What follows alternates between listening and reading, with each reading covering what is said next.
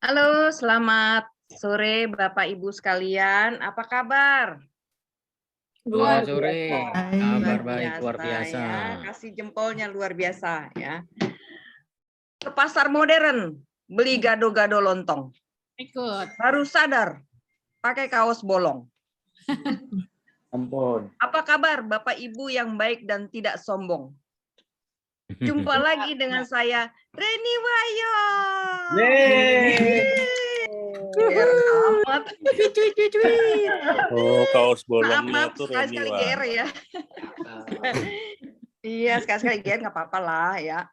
Baik, Bapak Ibu, sekali lagi selamat sore kepada Romo Vitus dan juga teman-teman ya, teman-teman MBC. Saya yakin dan kami percaya ya bahwa kita semua selalu diberkati dengan kesehatan, sukacita, damai dan sejahtera. Kita imani dan amin, kita amini ya. Amin, amin. Saat ini ada yang sedikit mengganggu. Oke, ya. Mari Bapak Ibu, karena waktu sudah semakin ini, kita tidak menunggu teman-teman yang lain. Mungkin nanti dengan berjalannya waktu akan satu demi satu masuk ke ruangan ini. Kita akan mulai acara kita. Jadi sebelum kita lanjut ke acara kita yang utama, kita persiapkan diri untuk memohon penyertaan Allah Bapa, Putra, dan Roh Kudus. Mari kita siapkan hati untuk kita doa pembukaan. Dalam nama Bapa dan Putra dan Roh Kudus. Amin. Ya Allah Bapa, Bukit Batu, Kubu Pertahanan, dan Penyelamat kami. Allah Bapa sebagai gunung batu dan perisai tempat kami berlindung. Engkaulah kekuatan di sepanjang hidup dan kehidupan kami. Bersyukur dan berterima kasih ya Bapa, kalau pada sore yang tenang ini, kami dari Megusim Bible Club boleh berkumpul kembali dan melanjutkan perjalanan pembelajaran kitab suci kami yang kali ini bersama Romo Vitus. Berkati dan pakailah Romo Vitus ya Bapa sebagai gema dari suaramu, sehingga kami semakin mengerti dan memahami kabar sukacitamu. Kami juga mohon berkati semua sarana yang digunakan demi berlangsungnya acara kami ini, dari listrik, internet, laptop, handphone, link Zoom, dan lain sebagainya. Semoga Engkau berkenan akan acara kami ini, Bapa. Engkau pun mau turut campur tangan, sehingga acara ini dapat berjalan lancar dan sesuai dengan kehendak-Mu. Berkati juga para peserta, termasuk kami tim kerja di acara ini. Buka mata hati, pikiran, dan akal budi kami, sehingga apa yang Romo Vitus sampaikan sungguh dapat kami terima dengan baik dan benar. Besarlah harap kami untuk Engkau mau mendengar permohonan dan doa kami ini, yang kami panjatkan melalui perantaran Putra-Mu yang terkasih Tuhan kami Yesus Kristus, Sang Gembala Agung, Juru Selamat kami yang hidup dan berkuasa bersama Dikau dan Roh Kudus, kini dan sepanjang segala masa. Amin. Dalam nama Bapa dan Putra dan Roh Kudus. Amin. Ya. Sebelum saya serahkan acara berikutnya ke moderator kita, ada baiknya mungkin kita tahu dulu ya, selayang pandang ya. Siapakah pembicara kita yang luar biasa pada sore hari ini ya? Sedikit saja saya ingin, panjang sekali sebenarnya latar belakang dari pembicara kita pada sore hari ini. Tapi ya paling tidak ini yang luar biasa. Dikenal dengan Dr. Vitus Rubianto Solihin SX ya. Dokter Teologi Kitab Suci lulusan Universitas Gregoriana Roma, dosen tetap STF Driarkara, aktif dalam pengajaran di KPKS Santo Paulus, Tekinah, dan kursus Kitab Suci di paroki-paroki. Dan kini juga pimpinan Skolastikat Filsafat Frater FX di Wisma Safirian, Jakarta. Nah, itu baru sebagian Bapak Ibu, sudah luar biasa ya. Nah, untuk tidak berlama-lama, mari kita persiapkan diri untuk menerima pembelajaran dari Romo kita sore hari ini. Dan Romo sudah tentu akan ditemani oleh moderator kita seperti biasa, yaitu Bapak Christopher Teja. Untuk tidak berlama-lama, kami persilakan waktu dan tepat untuk Romo dan Pak Teja. Silahkan. Ya, terima kasih Ibu Reni. Sekali lagi selamat sore Ibu Bapak, saudari-saudara yang terkasih dalam Kristus. Selamat datang dalam pertemuan Megusim Bible Club yang ketiga pada hari ini, 13 Juni 2021. Ibu Bapak, Megusim Bible Club merupakan kelompok kitab suci di bawah koordinasi Seksi Kerasulan Kitab Suci Paroki Serpong Gereja Santa Monica. Nah, Ibu Bapak, flashback sekilas pada pertemuan sebelumnya di mana kita sama-sama telah diberi pemahaman bahwa kitab suci yang kita baca ini mempunyai batasan ruang dan waktu. Kitab suci yang kita baca ini ditulis dalam kurun waktu ribuan tahun dan menceritakan kisah-kisah di waktu lampau pada belahan dunia yang berbeda dengan tempat kita pada saat ini. Jadi ini merupakan satu perbedaan yang sangat signifikan dan tentu harus kita ketahui. Nah, hari ini kita akan mendengarkan pemaparan dari Romo Vitus mengenai sastra dan budaya di seputar penulisan kitab suci. Pengetahuan mengenai sastra dan budaya yang menjadi latar belakang penulisan teks menjadi sangat penting. Ambil contoh misalnya ya, kita lihat kisah Yehuda dan Tamar. Di sana ada cerita anak Yehuda yang pertama, dia meninggal dan tidak mempunyai keturunan dari istrinya, yaitu Tamar. Nah, cerita berikutnya, adiknya harus menikahi Tamar, yang adalah janda kakaknya. Tentu ini ada latar belakang budaya yang berlaku pada saat itu. Dan lebih lanjut, kita juga tentunya mengetahui ada ketentuan-ketentuan lain ya dalam peraturan atau budaya pada waktu itu, sehingga memberatkan si adik, yaitu Onan, yang meskipun dia menikahi Tamar, namun menolak memberi keturunan kepada Tamar. Nah, Ibu Bapak, dengan pengetahuan-pengetahuan seperti ini tentang latar belakang budaya dan juga tentunya bahasa atau sastra, membaca Alkitab diharapkan akan menjadi lebih menarik. Tidak hanya sekedar membaca, namun kita juga bisa mengerti cerita dan memahami pesan yang terkandung di dalamnya. Demikian pengantar singkat dari saya, dan sesuai dengan yang disampaikan oleh Ibu Reni tadi, bahwa pada sore hari ini kita akan mendengarkan pemaparan dari Romo Vitus. Untuk itu, waktu dan tempat saya persilahkan kepada Romo. Silakan Romo. Ya, selamat sore semua pencinta kitab suci di dalam kelompok Megusim Bible Club ini.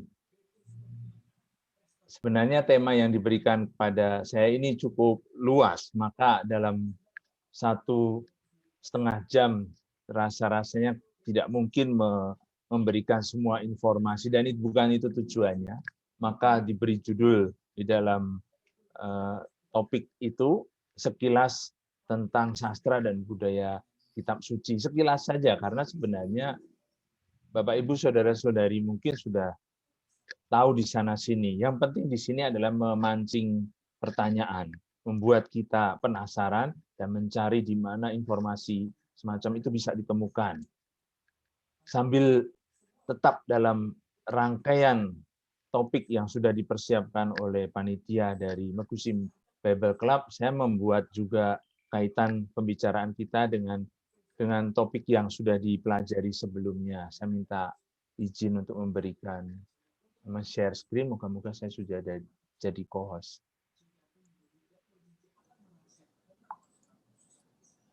Bisa kelihatan? Bisa mau jelas. Ya, ya. Ya. Nah, itulah sekilas tentang sastra dan budaya kitab suci, karena ada 2 topik besar yang harus kita pelajari pada sore hari ini. Tapi bukan sesuatu yang kemudian menjadi sangat sulit. Ini semacam penyegaran sebetulnya untuk saudara-saudari yang sudah pernah belajar di KPKS, sudah belajar di kursus-kursus kitab suci.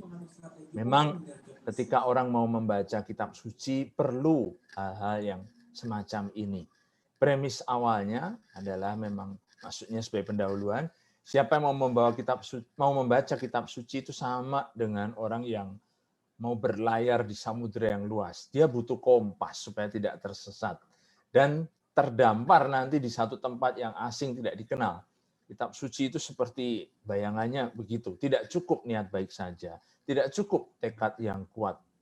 Dia harus belajar mengarungi lautan teks Alkitabiah yang tidak lain adalah buku-buku semacam ini.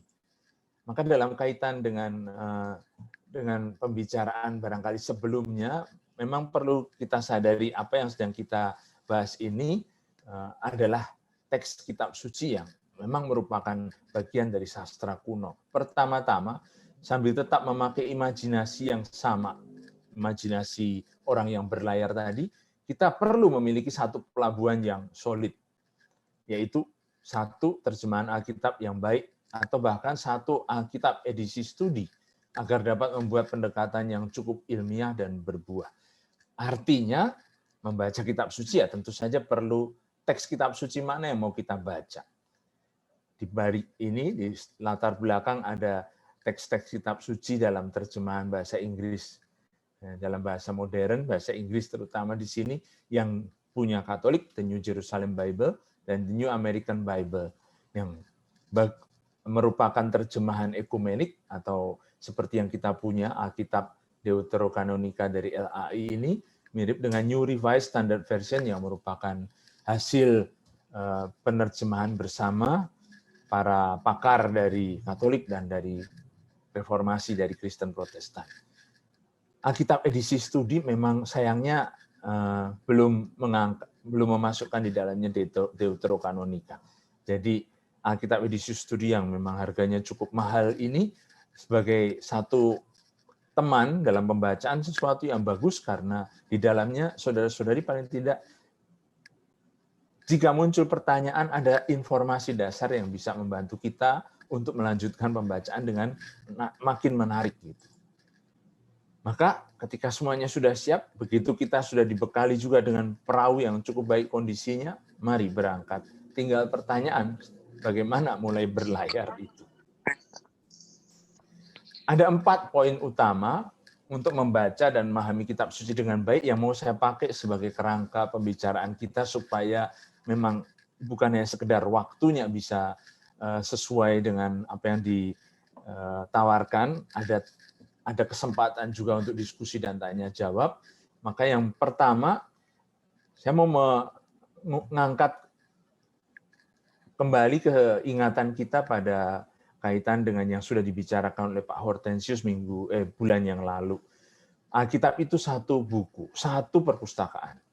Di dalam poin yang kedua, dari kesadaran ini, kita tahu bahwa dengan demikian, sebagai satu buku, dia masuk dalam Alkitab itu masuk dalam satu hasil karya sastra, satu kesusastraan yang punya hukum-hukum dan gaya bahasanya sendiri. Di dalam bagian yang kedua ini saya akan bicara tentang sastra kitab suci.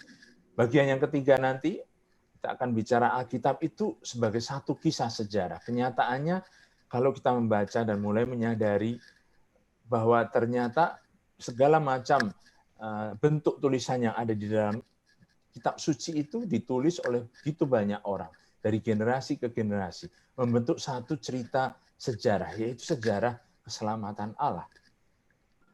History dalam arti story of him, itu berarti sejarahnya dia.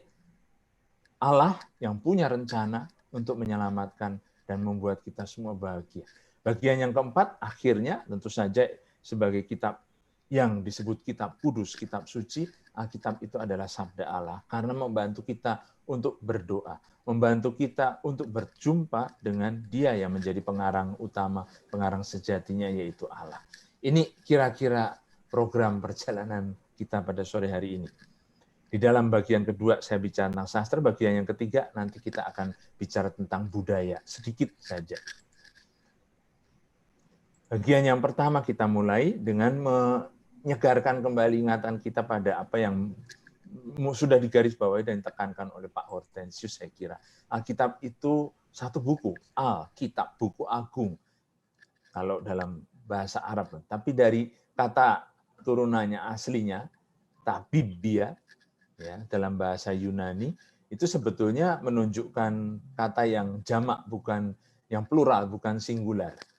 Jadi, the books, gitu. Sebenarnya tidak persis sama dengan mengatakan begitu, karena isi dari satu buku adalah macam-macam kitab yang ada di dalamnya membentuk satu perpustakaan. Alkitab itu satu buku, tapi sekaligus juga sebuah perpustakaan. Kumpulan dari bermacam-macam kitab. Nah, sebagaimana kalau kita kenal perpustakaan, dalam perpustakaan buku itu tidak diletakkan satu rak semua begitu campur aduk.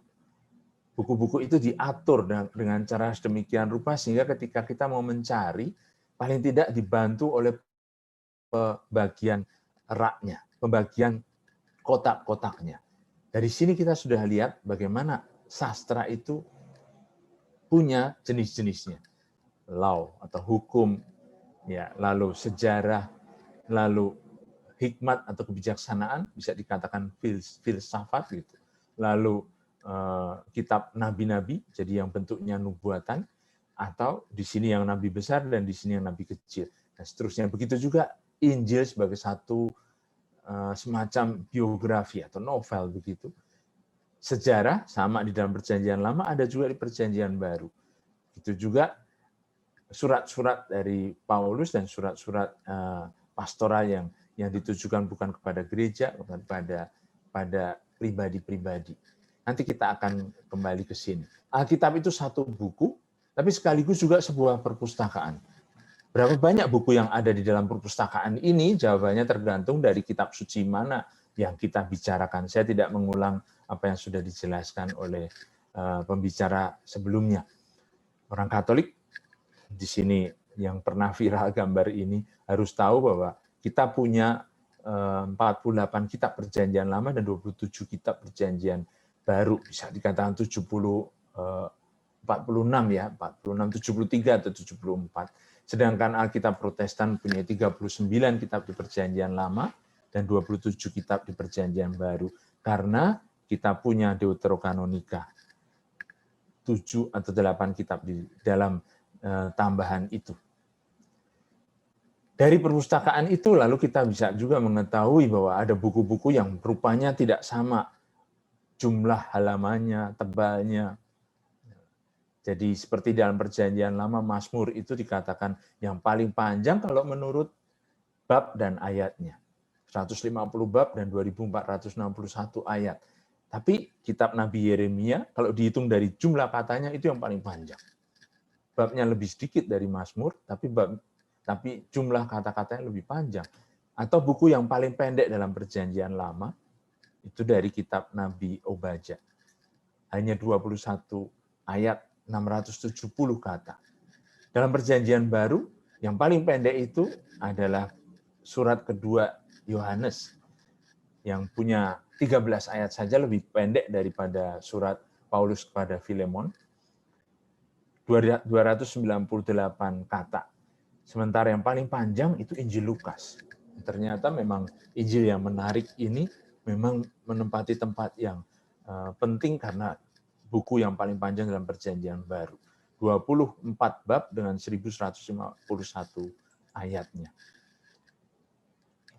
Mengapa baca kitab suci itu sering sulit atau bukan sesuatu hal yang mudah? Karena kalau kita bandingkan benar kita mau membaca kitab suci seperti membaca buku novel, tapi itu pun sering juga membuat kita mudah lupa. Membaca sebuah novel itu membayangkan dengan fantasi kita bahwa kita berada pada saat yang sama dengan peristiwa yang sedang diceritakan. Pada waktu membaca oke, tapi sesudah itu bisa jadi ya seperti orang menonton film juga. Belum tentu selalu ingat. Ada memang pencinta film dan pencinta buku-buku sastra yang selalu ingat saat-saat dan bahkan kata-kata yang diucapkan oleh tokoh-tokohnya. Tapi memang ketika kita membaca tidak selalu seperti itu, apalagi kalau berbicara tentang kitab suci. Dengan cara mau membaca semacam ini, perhatian kita sebenarnya pertama-tama pada peristiwanya dan bukan pada teksnya. Karena membayangkan atau membuat imajinasi dari cerita yang memang sebenarnya mengajak kita masuk ke dalamnya. Tapi sesudah itu kalau kita lupa bahwa sebetulnya dunia yang kita hadapi itu tetap dunia tekstual yang berbeda dengan sastra modern zaman sekarang, lalu kita harus pertama-tama menyadari dunia tersebut, dunia teks itu sendiri. Aturan pertama untuk membaca dengan benar dengan demikian adalah pertama-tama memperhatikan teksnya.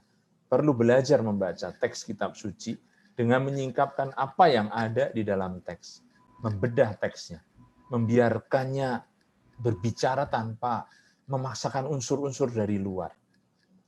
Ini yang perlu digarisbawahi. Karena kadang-kadang kita membaca dengan pikiran yang sudah seolah-olah satu paket tertentu. Sehingga ketika kita membaca cerita yang sudah sering kita dengar, kita kenal, juga dikhotbahkan, lalu kita akan mengatakan, oh saya sudah kenal cerita ini. Sudah punya satu frame tertentu yang membuat kita sebenarnya tidak membaca teksnya, tapi membaca apa yang kita mau, apa yang mau kita buktikan, yang pernah kita dengar, yang pernah kita tahu. Sesuatu yang dari luar justru. Maka seni membaca itu, saudara-saudari, pertama-tama memang harus disadari lebih sulit daripada yang biasanya kita pikirkan. Sebagai teks, buku itu bukan satu pre-text. Pre-text itu maksudnya apa? Kalau teks itu ada yang di depan kita, buku ini. Kalau pre-text itu sesuatu yang dipakai untuk mengungkapkan apa yang sudah kita pikirkan. Jadi teksnya itu ada dalam kepala kita sebenarnya.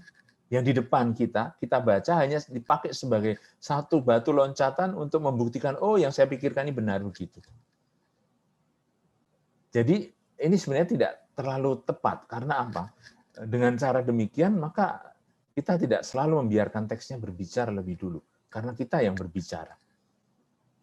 Seharusnya teks itu satu jawaban. Jadi bukan jawabannya sudah kita punya. Maka oleh karena teks itu jawabannya, maka yang harus ada di kepala kita adalah pertanyaannya. Perlu tahu merumuskan pertanyaan yang tepat untuk memahami jawaban yang ada di hadapan kita. Itulah seni membaca. Seni karena memang tidak selalu mudah, harus dilatih berkali-kali. Kadang-kadang beberapa teks itu memang tidak mengatakan sesuatu pun yang menarik pada kita. Karena kita tidak tahu bagaimana membuat pertanyaannya secara luas. Atau menempatkan pertanyaan yang keliru atas teks tersebut. Kenapa susah payah kita membuat pendahuluan ini?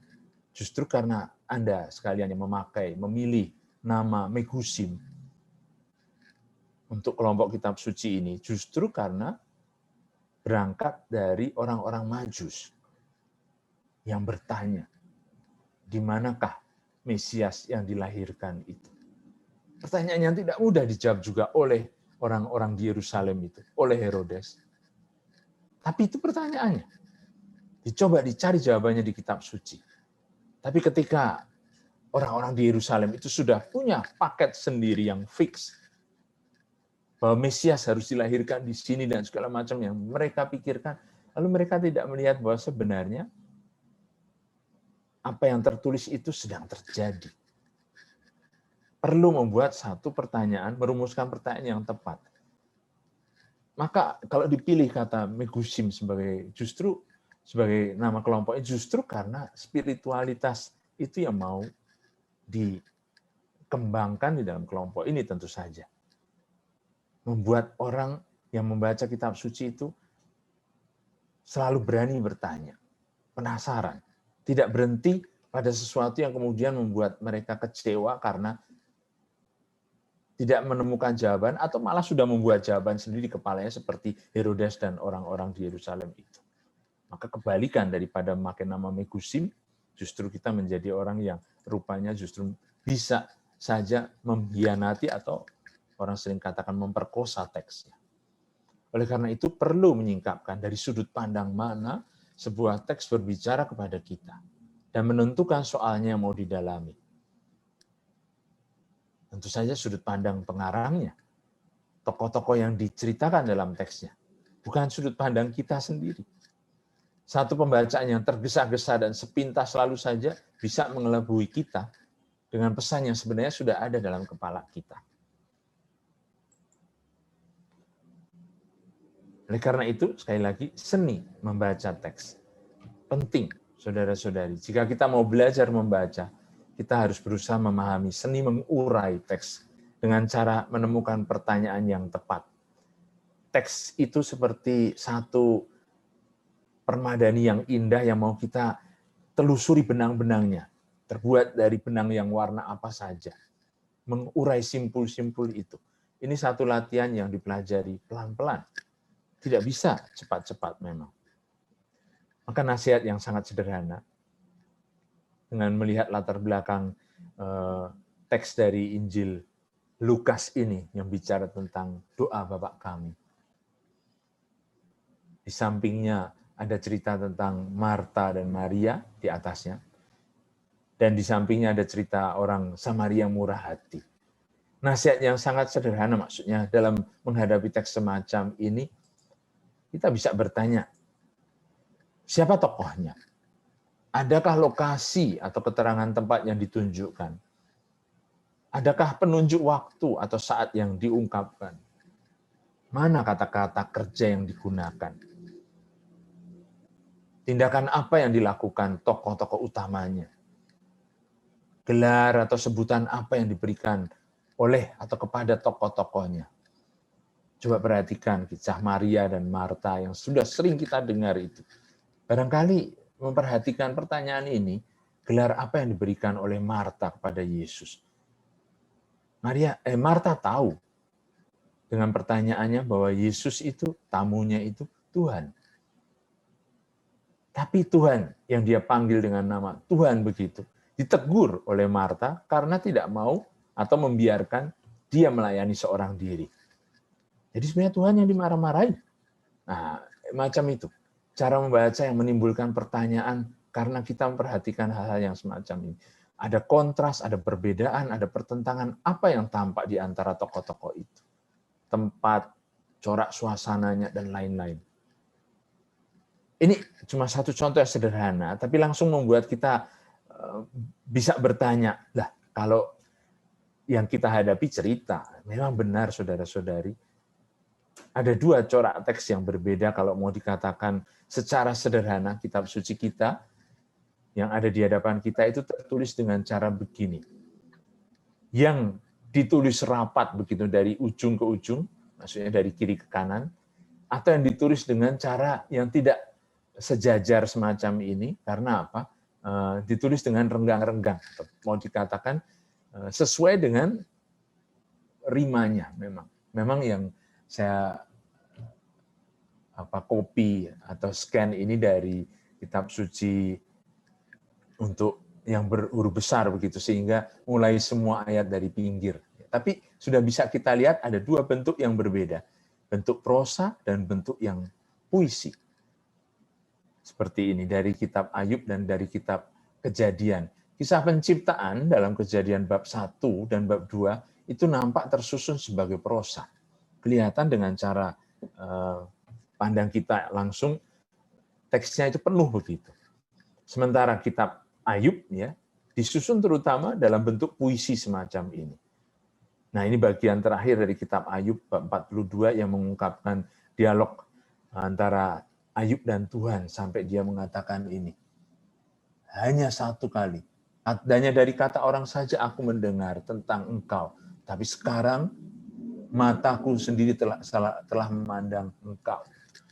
Maka Ayub yang sadar protesnya ternyata tidak punya makna di hadapan kebesaran Tuhan.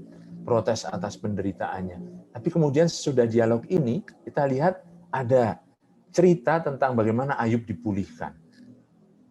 Ini bentuknya cerita. Sama seperti apa yang kita lihat dalam Kejadian. Puisi itu juga bisa dikatakan prosaik. Karena apa? Dibungkus dengan prosa atau cerita. Dialog itu terjadi atau dimasukkan, dibungkus, dilapisi dengan kisah. Begitu juga dalam Kejadian ini. kita bisa katakan prosa, kisah penciptaan itu sebenarnya puitis sekali. Saudara-saudari perhatikan saja bagaimana pengulangan-pengulangan kata di sini. Itulah hari pertama, itulah hari kedua. Jadilah petang, jadilah pagi, itulah hari ke-6, itulah hari dan seterusnya. Kelihatan ada unsur puitisnya, maka sebenarnya dua corak itu tidak bisa betul-betul dipisahkan. Kisah-kisah dalam kitab suci punya selalu nada yang puitis. Puisi kitab suci dibungkus dengan kisah. Nah, dengan memahami ini saja, kita sudah punya sesuatu yang rupanya membuat kita sadar teks kitab suci tidak seperti teks-teks biasa. Teks kitab suci harus diperlakukan dengan khusus. Nah, itulah kita masuk ke bagian yang kedua. Alkitab itu satu kesusastraan yang istimewa. Bahasa kitab suci itu tidak menggunakan bahasa yang umum dalam percakapan sehari-hari. Betul kita tahu bahwa ada terjemahan LAI yang mudah dalam arti dimengerti dengan cara bahasa Indonesia sehari-hari. Tapi sebenarnya bahasa kitab suci memang bukan bahasa yang umum dipakai secara familiar begitu. Juga tidak memakai bahasa teknis. Kalau mau mengatakan bukan bahasa yang umum, bukan berarti lalu menjadi bahasa yang sulit dan tinggi. Bahasa yang dipakai untuk merumuskan atau mengolah satu ilmu sesuai dengan cabang masing-masing gitu. Misalnya ilmu arsitektur dan bahasa buku resep masak tentu saja berbeda. Itu namanya bahasa teknis gitu. Sebagian besar kitab suci itu ditulis dengan bahasa sastra yang tinggi nilai puitisnya. Seperti tadi kita sudah lihat. Bahkan dalam kisah-kisahnya pun kita bisa menemukan nuansa puitiknya. Maka oleh karena itu bukan asal merenung untuk mendapat pesannya. Seringkali orang mulai membaca Alkitab karena terdorong oleh keinginan untuk langsung merasakan pesan spiritualnya. Mendapatkan langsung efek rohaninya. Orang berpikir dapat mengupas bentuk ungkapan kesusastraan kitab suci itu seperti seolah-olah membuang kulit jeruk karena yang itu tidak bisa kita makan. Langsung mau masuk ke dalam sarinya. Ini kekeliruan besar. Gaya bahasa Alkitabiah itu bukan sekedar semacam kulit penutup yang tidak berarti. Bentuk pengungkapan itu kulit, mau dikatakan yang membungkus itu menyatu dengan isinya. Tidak terpisahkan dengan pesannya. Maka jenis sastra kitab suci, ini yang mau kita bicarakan dalam bagian kedua ini. Semua sastra, semua yang diwahyukan Allah dan tertulis dalam kitab suci itu dikarang oleh Allah sendiri. Artinya penulis utama dengan ilham Roh Kudus. Dalam mengarang kitab-kitab dalam kitab suci, Allah telah memilih para penulis suci. Inspiratornya dengan demikian dari Allah. Dengan ilham Roh Kudus itu memilih para hagiograf ini dalam bahasa Yunani, penulis suci, untuk bekerja di dalam dan melalui mereka. Para hagiograf ini tentu saja orang-orang yang punya kecakapan sesuai dengan kemampuan mereka, sejaman mereka, untuk menuliskan hanya yang dikehendaki Allah. Mereka bicara pada orang Israel yang tinggal di Timur Tengah pada zaman tertentu, sehingga tidak luput dari pengaruh budaya zaman dan tempat mereka hidup. Kita akan masuk ini nanti dalam bagian ketiga. Mereka pun menggunakan cara-cara yang biasa dipergunakan oleh manusia pada zamannya untuk berbicara dan berkomunikasi dengan sesama. Seperti kata penulis surat Ibrani pada awal surat itu, pada awal kitab itu, dikatakan Allah berbicara dengan berbagai cara sepanjang zaman melalui para nabi sampai akhirnya berbicara melalui putranya sendiri. Cara berbicara dan berkomunikasi itu meliputi berbagai jenis sastra yang digunakan oleh manusia zaman itu. Jenis-jenis sastra ini dipakai untuk mengemas pesan, membungkus pesannya, dan kebenaran yang hendak disampaikan oleh para penulis itu. Karena itu setiap tulisan dalam kitab suci harus dibaca menurut jenis sastra yang digunakan. Dan demikian jenis sastra menjadi sebuah petunjuk bagaimana tulisan harus dibaca dan dipahami. Itu sebabnya tidak bisa kita katakan seperti kulit jeruk saja yang dibuang, sesudah kita kupas kulitnya. Ciri khas pertama Ada 3 ciri yang bisa kita rangkum dalam kesusastraan kitab suci ini. Dari pengungkapan bahasa kitab suci sendiri, ciri khas pertama adalah penggunaan skema, bentuk, atau yang sering disebut jenis sastra yang khas itu. Setiap kesusastraan menciptakan model atau pola kesusastraan yang tepat, dapat ditemukan berulang-ulang maksudnya. Sehingga akhirnya orang bisa mengatakan yang seperti itu masuk dalam golongan novel, yang seperti ini masuk dalam golongan fiksi ilmiah atau science fiction gitu. Yang seperti ini masuk dalam golongan fantasi, dongeng, dan sebagainya. Alkitab juga demikian, mengandung sastra sejarah, seperti 1 dan 2 Raja-Raja, sastra yang dramatik, seperti Ayub, dokumen hukum, sebagian besar Keluaran dan Ulangan, atau bisa kita katakan dokumen hukum semacam ini ada, aturan-aturannya ada di kitab Imamat, hampir seluruh kitab Imamat. Lirik lagu seperti Kidung Agung dan Mazmur, di dalamnya juga ada doa yang menjadi lagu yang dinyanyikan, sajak sebagian besar dari Yesaya dan Nabi-Nabi. Ini misalnya saja ya, contoh saja. Sastra hikmat seperti Amsal dan kitab Pengkhotbah, sastra akhir zaman atau apokaliptik. Apokaliptik itu dari bahasa Yunani yang artinya adalah menyingkapkan, revelation, makanya dalam bahasa Inggris, wahyu. Sebagian dari kitab Daniel. Cerita pendek seperti Rut, khotbah yang dikisahkan berkali-kali dalam Kisah Para Rasul, direkam, dicatat dalam Kisah Para Rasul. Jadi di dalam sejarah, bentuk Kisah Para Rasul itu bentuk sejarah, ada banyak khotbah yang disisipkan di dalamnya. Pidato-pidato, pernyataan seperti yang diungkapkan oleh Raja Nebukadnezar dalam kitab Daniel.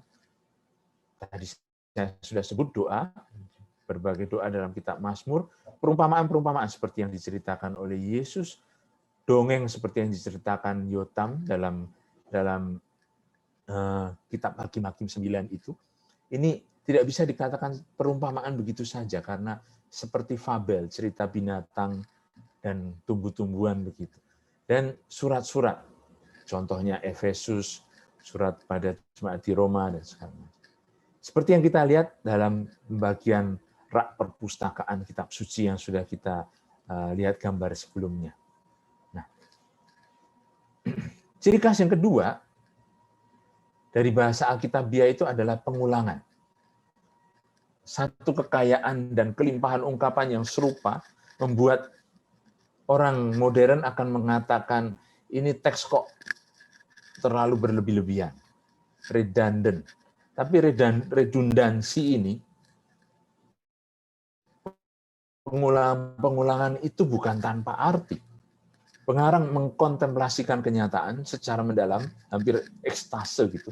Tidak sekedar melukiskannya seperti seorang penulis berita, penulis kronik peristiwa yang ditulis secara runtut begitu saja. Maka akibatnya berhadapan dengan pengarang yang kreatif seperti ini, yang kontemplatif, bahasanya menjadi bahasa yang sangat puitis. Bahasa puitis itu tidak singkat dan padat, jelas begitu saja seperti satu bahasa teoretik. Bahasa kitab suci penuh dengan lukisan, imajinasi, mengulang-ulang dengan peristilahan yang berbeda-beda. Tapi menunjuk pada satu hal yang kemudian membuat kita akhirnya masuk dalam pemahaman. Justru karena diulang-ulang. Tidak disebut satu saja. Kita ambil contoh ini. Mazmur 114 yang masuk dalam kelompok Mazmur-Mazmur Halel yang dinyanyikan pada waktu perjamuan Paskah orang Yahudi. Pada waktu Israel keluar dari Mesir, kaum keturunan Yakub dari bangsa yang asing bahasanya. Sebenarnya sudah ada pengulangan di sini. Kalau kita jeli, kita akan melihat Israel dan kaum keturunan Yakub itu memang sama.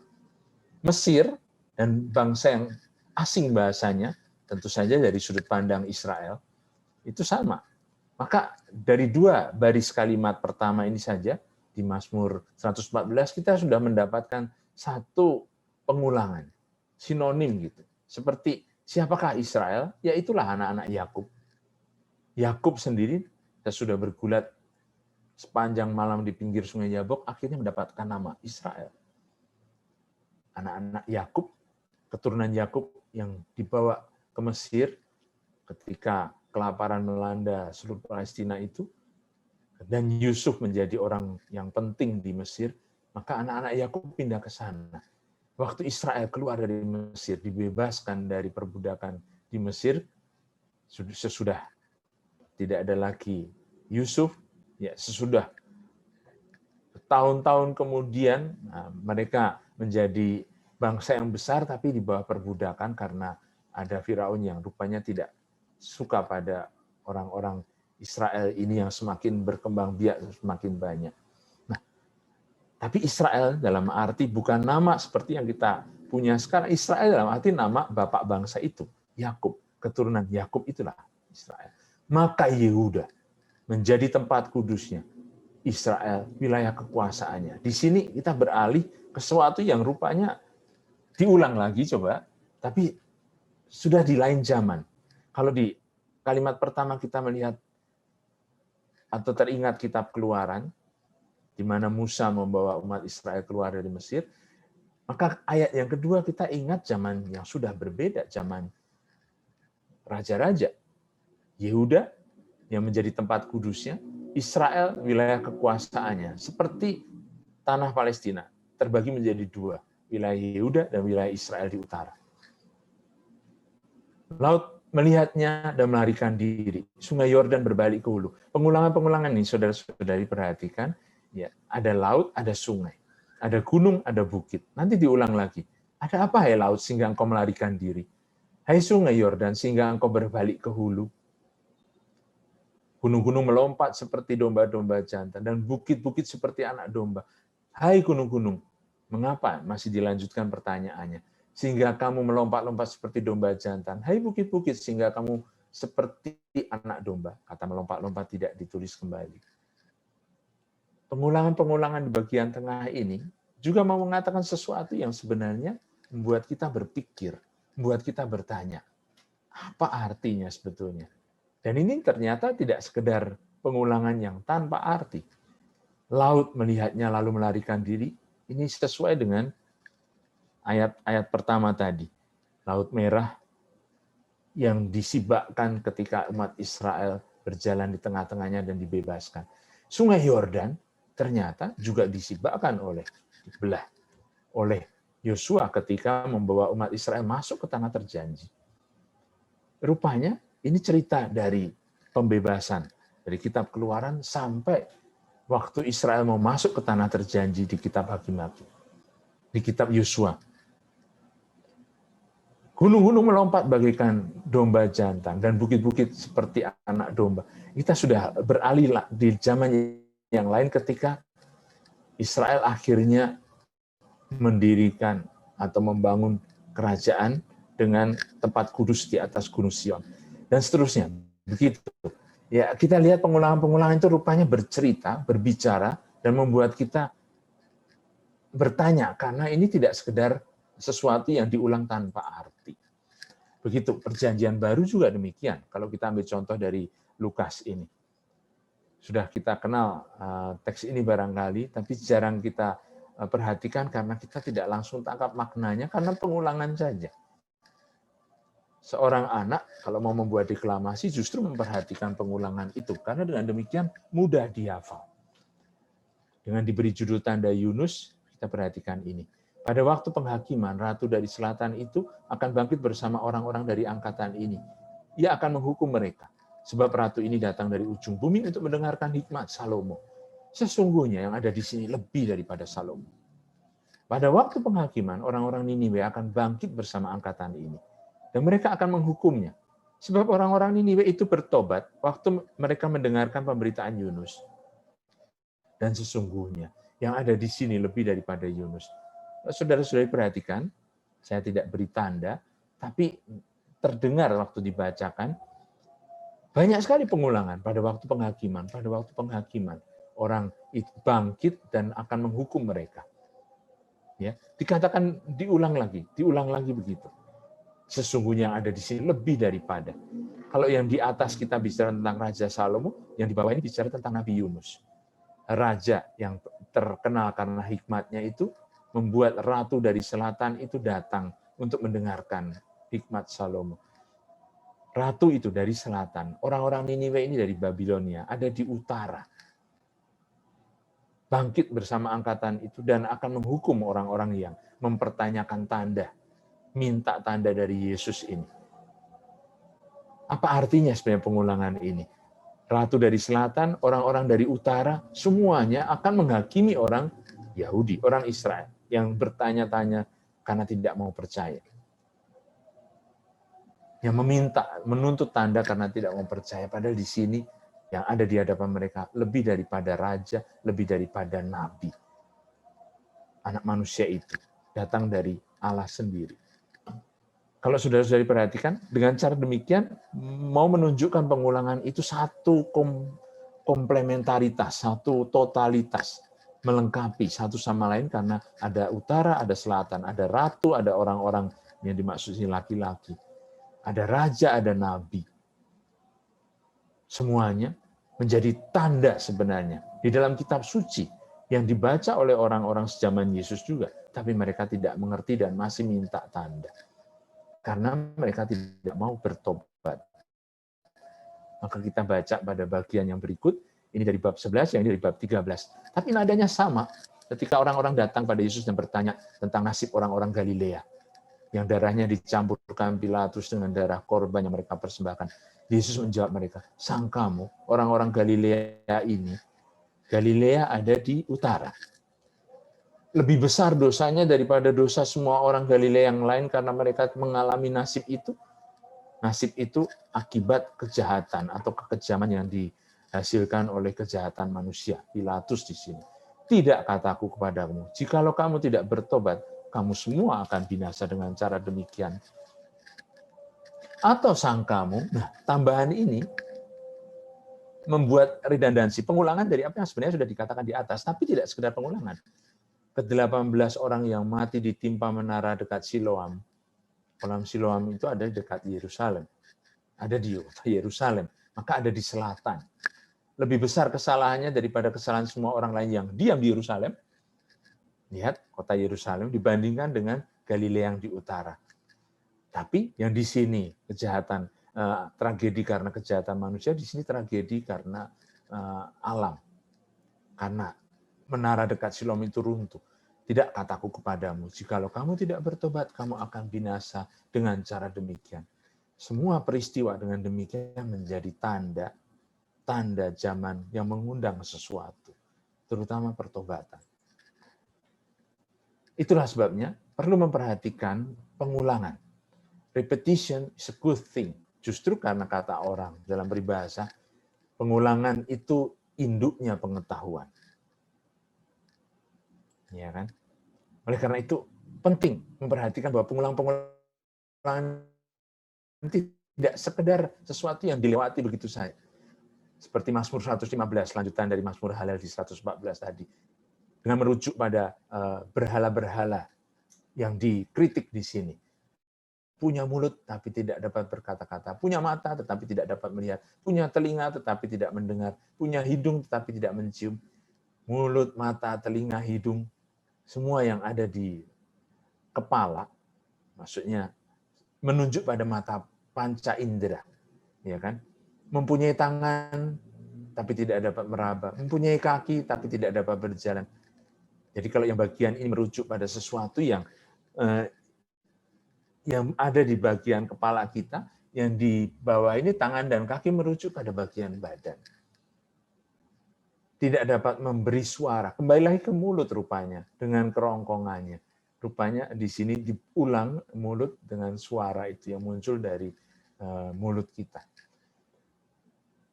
Dan ini semua tidak ada atau tidak bisa diharapkan muncul dari berhala atau patung-patung itu. Seperti itulah jadinya orang-orang yang membuatnya, dibisukan. Artinya jadi seperti patung-patung yang mereka bikin dan mereka sembah. Ini cuma satu contoh, waktu pengulangan-pengulangan ditulis dengan cara demikian, lalu kita melihat bahwa ternyata kita lebih jeli untuk melihat bahwa pengulangan itu tidak sekedar sesuatu yang tanpa arti. Begitu juga kalau kita mendengar perumpamaan terkenal, domba yang hilang, dirham yang hilang. Sebenarnya satu pengulangan. pertanyaan Yesus mulai perumpamaan itu. Siapa di antara kamu mempunyai 100 ekor domba? Sama seperti perempuan manakah yang mempunyai 10 dirham? Jikalau ia kehilangan seekor di antara, jikalau ia kehilangan satu di antaranya, tidak meninggalkannya 99, tidak menyalakan pelita dan menyapu rumah, mencarinya dengan cermat. Nah, pengulangan-pengulangan ini membuat kita lebih mudah menghafal juga ceritanya. Bahasa kitab suci bicara dengan pengulangan semacam ini, supaya akhirnya kita bisa melihat bahwa ternyata apa yang diulang ini bukan sekedar mengulang begitu saja, nyontek, tapi secara kreatif. Karena apa yang diulang itu ternyata kita temukan perbedaannya. Domba yang di padang gurun, itu di luar rumah, sementara dirham itu hilang di dalam rumah. Menyapu rumah. Jadi tidak keluar orang perempuan. Iya, ya betul. Yang satu perempuan, yang satu gembala ini laki-laki dan seterusnya. Pengulangan ternyata membantu kita untuk melihat kekasan gitu. Maka ciri khas yang ketiga, yang lain, tapi yang penting dan saya kira yang sangat penting dari sastra kitab suci adalah perlambangan. Sebagian besar dari teks kitab suci itu merupakan pesta perlambangan. Bisa kita katakan satu karnaval gitu. Karena sebenarnya bicara dengan lambang-lambang. Mulai dari lambang yang paling mudah, paling terkenal, air, jalan, terang, malam, padang gurun, gunung, pohon. Kitab suci bicara dengan semua kenyataan sehari-hari ini. Lambang yang sesuai sifatnya itu kaya makna. Jadi perlambangan itu tidak mengatakan bahwa satu arti saja. Lambang itu ya seturut orang yang mengartikannya bisa punya macam-macam makna. Artinya merangkum satu konsep yang kaya dan mendalam tentang kenyataan yang tidak bisa secara sederhana diterjemahkan dalam bahasa kontekstual, konseptual. Bahasa konseptual itu yang ada bisa kita pikirkan dalam kepala kita. Pohon seperti dikatakan di sini itu pun lambang. Kitab suci mulai dengan lambang yang bagus sekali. Pohon kehidupan. Di tengah-tengah taman itu. Ternyata ada 2 pohon. Tapi pada akhir kitab suci, kitab Wahyu mengatakan hanya 1 pohon. Pohon kehidupan. Dalam penciptaan langit dan bumi yang baru itu, ada pohon kehidupan. Di kitab suci Perjanjian Lama, di awal kitab Kejadian, yang di tengah taman, di tengah-tengah, pohonnya 2 gitu. Seolah-olah mengatakan ada pohon kehidupan, hidup yang diterima dari Allah, dan pohon pengetahuan, manusia mencoba menggapai-gapai untuk memahami semua itu dengan pengetahuannya. Yang baik dan yang benar. Yang jahat dan yang buruk. Akhirnya, justru itulah asal mulanya manusia jatuh ke dalam dosa. Karena mau menghakimi, menilai, seperti Allah sendiri sebenarnya. Hakim yang sejati. Kisah itu simbolik. Saudara-saudari, kita perhatikan kata-kata pemazmur ini. Firman-Mu itu pelita bagi kakiku dan terang bagi jalanku. Ini saja sudah menunjukkan satu lambang. Firman. Berarti kitab suci itu, sabda Tuhan itu menjadi semacam pelita, terang bagi penunjuk jalan. Artinya, apa maksudnya? Tidak bisa kita katakan, oh kalau kitab suci itu dengan demikian adalah seperti pelita. Ya, bukan berarti mau mengatakan kitab suci itu dibakar, dinyalakan sehingga akhirnya menerangi. Tidak. Justru firman-Nya itu yang menjadi terang. Menyalakan. Betul, bisa dikatakan demikian juga. Menyalakan semangat dalam hati.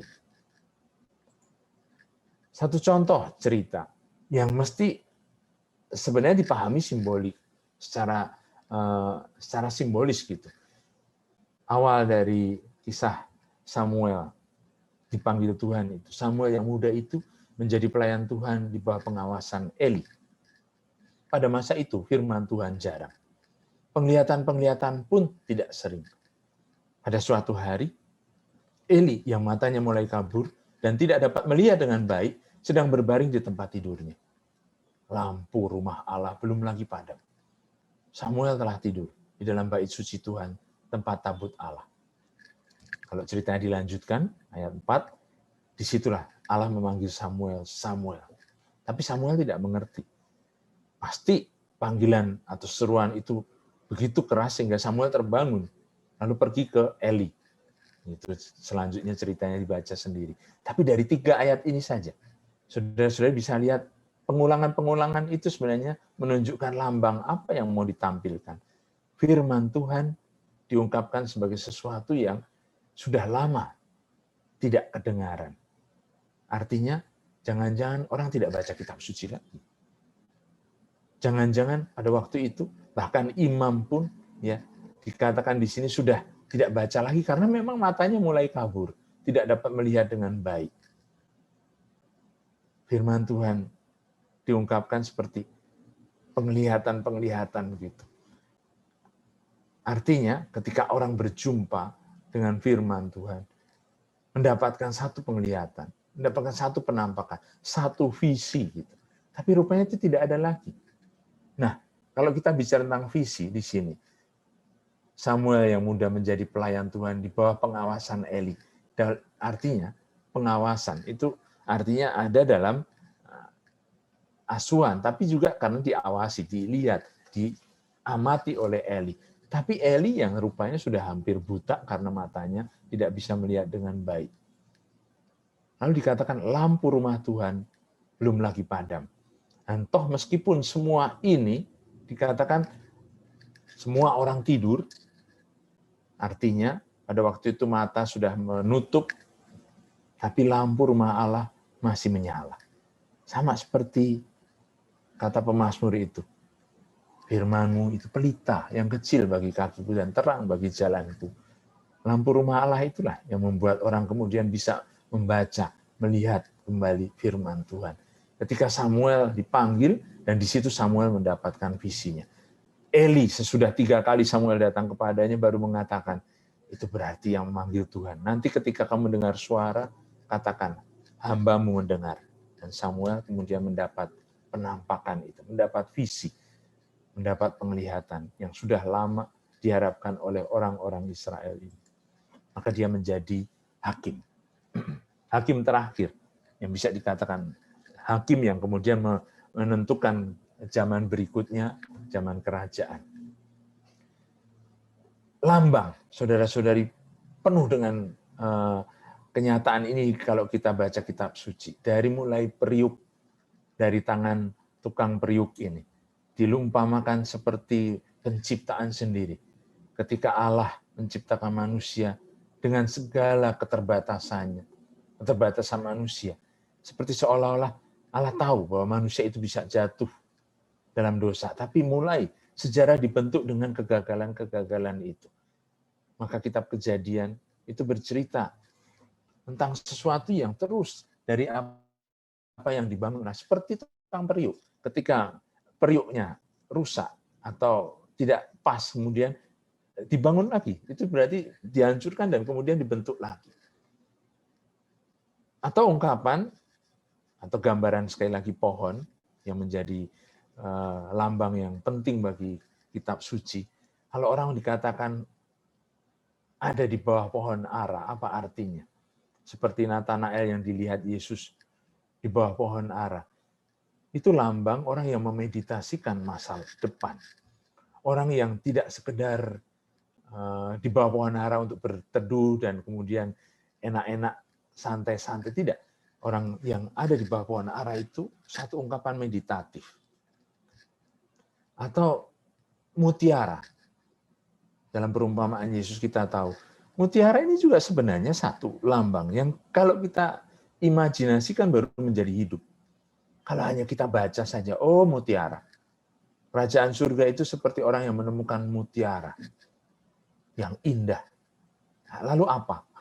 Kalau kita tidak membuat imajinasi kita meletus secara kreatif gitu seperti bom, lalu tidak keluar apa-apanya tentu saja. Tapi kalau mutiara ini kita renungkan, kita bayangkan, kita kontemplasikan, lalu kita tahu bahwa mutiara itu sebetulnya berasal dari batu saja yang masuk ke mulut kerang semacam ini, dan kemudian pelan-pelan dalam proses yang panjang menjadi mutiara. Bayangkan sesuatu yang indah seperti biji sesawi yang kita dengar pada perumpamaan di hari Minggu biasa ke-11 ini. Atau 6 tempayan dengan jumlah itu. Angka-angka pun menjadi lambang kalau kitab suci bicara tentang angka. 6 tempayan. Kok bukan 7? Tunggu dulu, memang bukan 7 karena tidak sempurna. Tempayan ini justru menjadi sempurna ketika air di dalamnya berubah menjadi anggur. Atau 6 tempayan itu menunjuk 6 hari penciptaan, atau hari di mana ketika manusia diciptakan laki-laki dan perempuan. Tetapi sebelum datang mempelai yang sejati, maka masih tetap ada yang kurang. Ini bicara lambang. Begitu juga kalau kitab suci bicara tentang Roh Kudus. Semua penuh dengan lambang. Bagaimana mau menggambarkan Roh Kudus itu? Burung merpati, api, angin, sinar, air yang menyejukkan, minyak pengurapan. Sabta karunia Roh Kudus yang dibaca dalam kitab Nabi Yesaya bab 11 dalam bahasa Latinnya, karena dalam bahasa Ibraninya ada 6 saja, dengan karunia kesalehan yang ditambahkan dalam bahasa Latin, itu diungkapkan dalam tradisi gereja juga dengan lambang-lambang.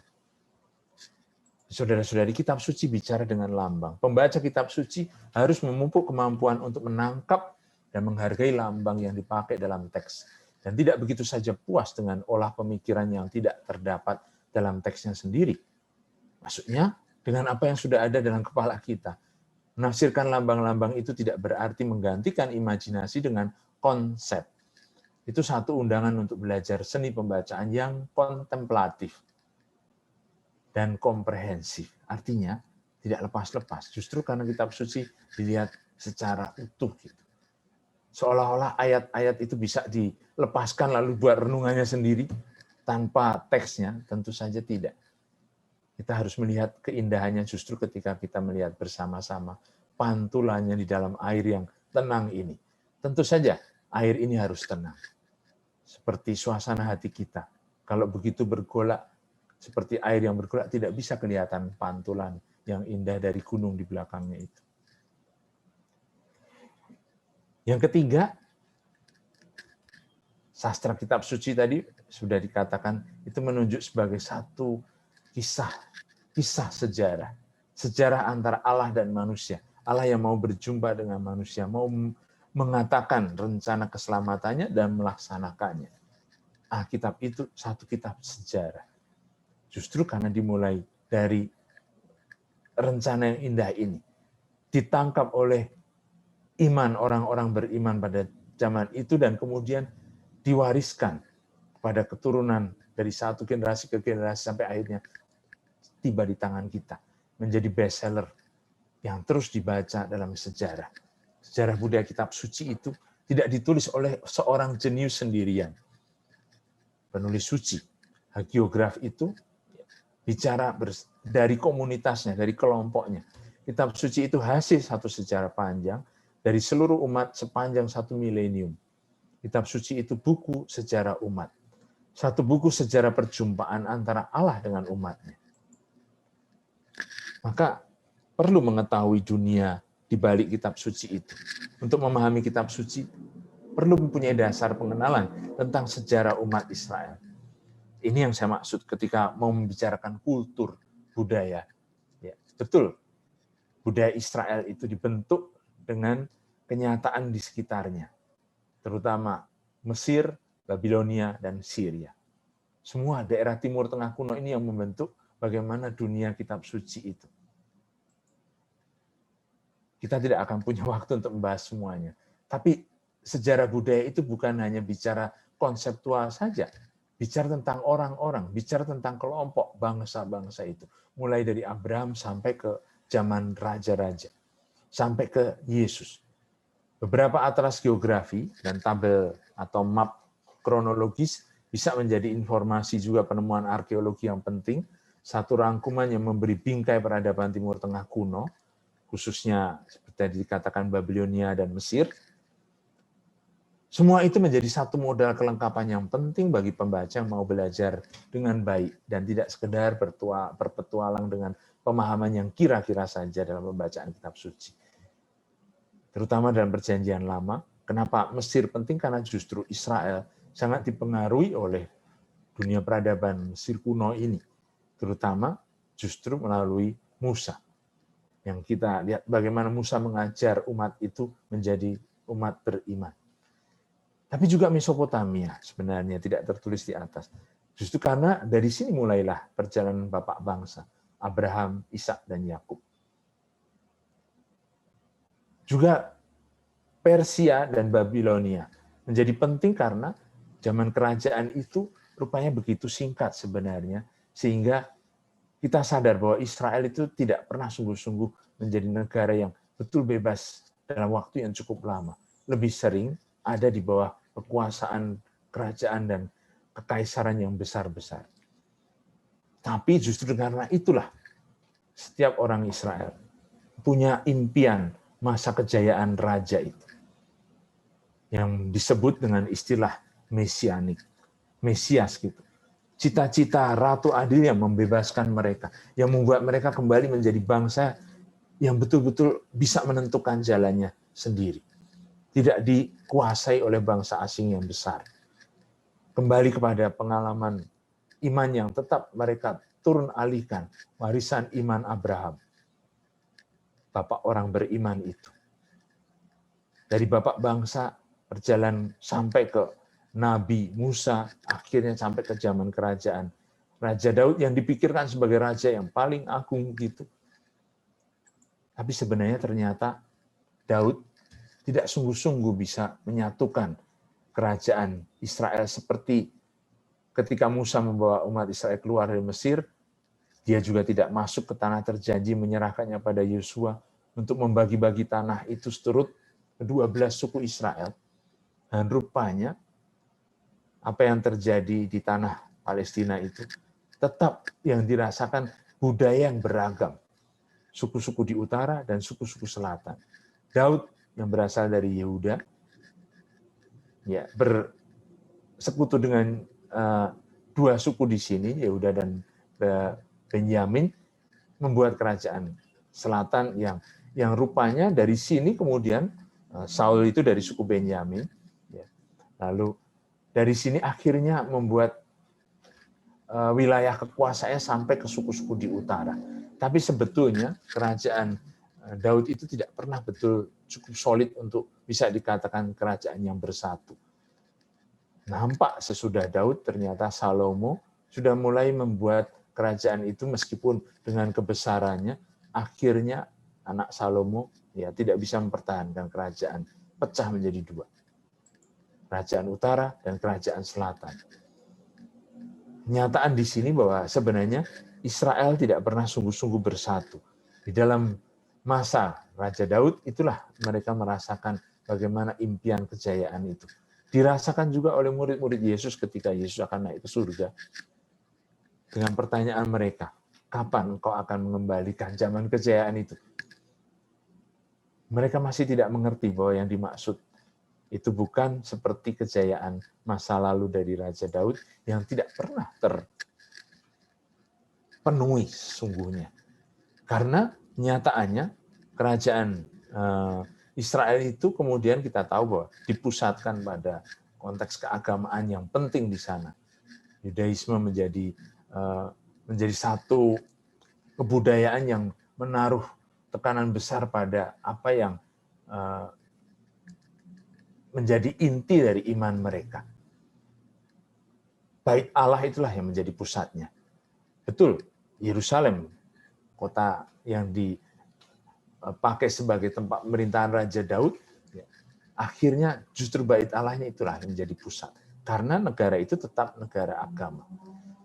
Sampai pada masa Yesus, kenyataan kekuasaan bait Allah dengan imam-imam dan orang-orang yang punya kepentingan di situ, itulah yang menjadi satu simbol keagamaan Yahudi. Pada masa Yesus, lembaga legislatif, eksekutif, jadi ini bisa dikatakan sebagai negaranya, dan pengadilan Israel adalah Sanhedrin. Sanhedrin itu mahkamah agama yang terdiri dari sekitar 70 anggota yang berasal dari imam-imam kepala yang mewakili kuasa keagamaan, para penatua, anggota aristokrasi Yerusalem, yang mewakili kuasa ekonomis, ahli-ahli Taurat dan ahli-ahli Taurat yang menangani hukum. Ada raja, tapi sebenarnya raja itu juga tidak bisa dikatakan seperti yang menentukan bagaimana kehidupan orang-orang Yahudi. Herodes di situ hampir mirip seperti boneka yang menentukan bagaimana Israel bisa tetap berada secara aman di bawah kekuasaan yang besar, Romawi, yang waktu itu menjadi satu kekaisaran. Herodes ditampilkan sebagai raja yang memang menjamin bahwa kekuasaan kekaisaran Romawi bisa juga diterapkan di Palestina dengan pajak dan segala macam. Herodes dengan demikian menjadi boneka kekuasaan yang lebih besar. Tapi orang-orang Israel sendiri sebenarnya punya budaya keagamaan yang menguasai hidup rakyatnya. Dan itulah yang dirasakan dalam suasana yang terus ditentukan oleh hukum. Imam-imam ini dan orang-orang Farisi hidup dengan taat pada hukum. Atau lebih tepat, membuat orang supaya taat pada hukum. Sampai yang kecil-kecil. Salah satu itu sebabnya yang tadi dikatakan di pengantar, sebagai contoh saja kalau kita tidak mengerti hukum Yahudi, yang sebenarnya sudah ada sejak dari zaman bapak bangsa itu ya. Karena Pak Teja tadi mengutip cerita tentang Yakub, cerita tentang Tamar. Tapi kisah itu sebenarnya masih berlanjut dalam arti karena hukum Yahudi punya ketentuan ini. Seperti kisah yang ditanyakan oleh orang Saduki yang tidak percaya pada kebangkitan, lalu mereka membuat karikatur yang kejam sekali, seorang wanita yang dikawini oleh 7 saudara dan semuanya mati. Hanya untuk menertawakan Yesus bahwa tidak ada kebangkitan gitu bagi orang Saduki. Di dalam zaman kebangkitan itu, wanita ini istrinya siapa? Karena 7-7-nya sudah bersuami, sudah beristrikan dia. Maka itu pertanyaannya sebenarnya mau mengolok-olok, tapi justru disitulah. Kalau kita tidak mengerti hukum Yahudi, kenapa sampai seorang wanita harus dikawini 7 saudara begini? Karena ada yang namanya hukum Levirat. Hukum Levirat menentukan bahwa jika seorang laki-laki meninggal dunia tanpa meninggalkan keturunan, seperti tadi yang diceritakan Pak Tejal dengan Tamar itu, saudaranya laki-laki atau kerabat dekatnya harus mengawini janda dari saudaranya itu untuk membangkitkan keturunan bagi almarhum. Sebenarnya ini juga satu cara supaya untuk mempertahankan warisan itu tidak sia-sia, tidak keluar gitu. Jika seorang goel, atau goel itu artinya penebus, ya, menolak untuk mengambil janda dari saudaranya mati itu, jadi orang yang nanti mengambil haknya untuk menjadi pengganti dari saudara yang sudah meninggal itu untuk menghasilkan keturunan namanya goel. Kalau goel itu menolak mengambil janda yang saudara mati itu sebagai istrinya, wanita ini melepaskan sandal saudara laki-laki itu sebagai tanda penghinaan. Itulah yang terjadi dengan kisah Rut gitu. Ya, kalau saudara-saudari suami Rut, saudara-saudara suami Rut yang berasal dari Moab itu ikut dengan mertuanya Naomi kembali pulang ke Israel, dan ternyata sebagai janda tidak punya nilai apa-apa sampai akhirnya Boas mau mengambil Rut menjadi istrinya, tapi Boas bukan saudara dekat. Maka dia harus bertanya kepada saudara-saudara suami Rut yang meninggal itu. Dan ternyata tidak ada yang mau. Itu dalam kitab Ulangan ada hukumnya, Rut bisa mengambil sandal dari saudara suaminya itu dan mengatakan tidak bertanggung jawab pada saudara sendiri. Sebagai satu penghinaan. Sandal itu dilempar keluar dan diludahi. Satu gambaran yang dipakai juga oleh Yohanes Pembaptis ketika mengatakan, melepas tali kasutnya pun aku tidak layak. Justru dalam konteks perkawinan Yahudi ini, Yohanes itu bukan mempelai Israel yang sejati yang sedang dinanti-nantikan datang. Yohanes bukan penebus. Penebusnya yang sejati adalah Yesus. Itu sebabnya Yohanes hanya mengatakan dirinya itu sahabat mempelai. Mempelainya sendiri adalah Yesus yang sedang datang itu. Itu sebabnya dia mengatakan tidak layak melepaskan tali kasut. Justru dari hukum Levirat itu, saudara-saudara. Nah, itu sebabnya dunia yang dikuasai oleh hukum mereka mengharapkan, orang-orang Yahudi mengharapkan satu pembebas. Maka konsep mesianik atau gambaran tentang siapa kira-kira pembebas itu lekat pada keluarga Yahudi. Seperti mereka bertanya, apakah salah satu dari anak mereka nanti akan menjadi raja seperti Raja Daud? Apakah salah satu dari anak mereka nanti akan memimpin orang Israel keluar dari segala penjajahan dan penderitaan ini? Itu sebabnya pada zaman Yesus banyak orang disalibkan karena memimpin pergolakan dan kemudian ditangkap dan akhirnya disalibkan. Yohanes Pembaptis ya tidak mengatakan dirinya Mesias itu. Dia menunjuk pada figur yang lain yang datang. Kemudian saudaranya, sabda yang sudah menjadi daging itu justru ditunjukkan oleh Yohanes. Inilah anak domba Allah. Bahasa itu asing bagi kita kalau kita tidak mengenal dunia orang-orang Yahudi yang memang lekat dengan dunia gembala. Raja Daud dipanggil pada waktu dia menjadi gembala. Dia adalah raja gembala, the shepherd king gitu. Tapi kemudian ketika menjadi raja, dia lupa kalau dirinya gembala, menarik pajak, maka membuat sensus untuk menghitung umatnya seperti kaisar. Maka dia lupa bahwa sebenarnya dia adalah gembala. Itulah sebabnya bukan Mesias yang sejati, seperti yang ditunjukkan dalam Perjanjian Baru ketika Yohanes menunjuk inilah anak domba Allah yang lahir di Bethlehem, di rumah roti itu karena dia lahir memang memilih di tempat palungan, tempat makanan hewan. Dia yang adalah gembala sejati nanti akan menjadi raja dengan memberikan dirinya sebagai makanan. Saudara-saudara, ini semua budaya yang menjadi lambang ada di dalam dunia pemikiran para penulis suci itu, juga penulis Perjanjian Baru. Lukas, Matius yang menceritakan kisah kelahiran dan kanak-kanak Yesus, sampai Yohanes yang menuliskan kidung yang indah di awalnya. Sabda itu telah menjadi manusia dan tinggal di antara kita.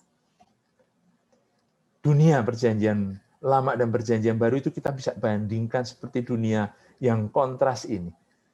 Perbandingan itu dari perbandingan kemuritan, apa yang terjadi, bagaimana tokoh atau figur yang ditampilkan terkait dengan lambang padang dan gunung di Perjanjian Lama menjadi danau dan laut di Perjanjian Baru.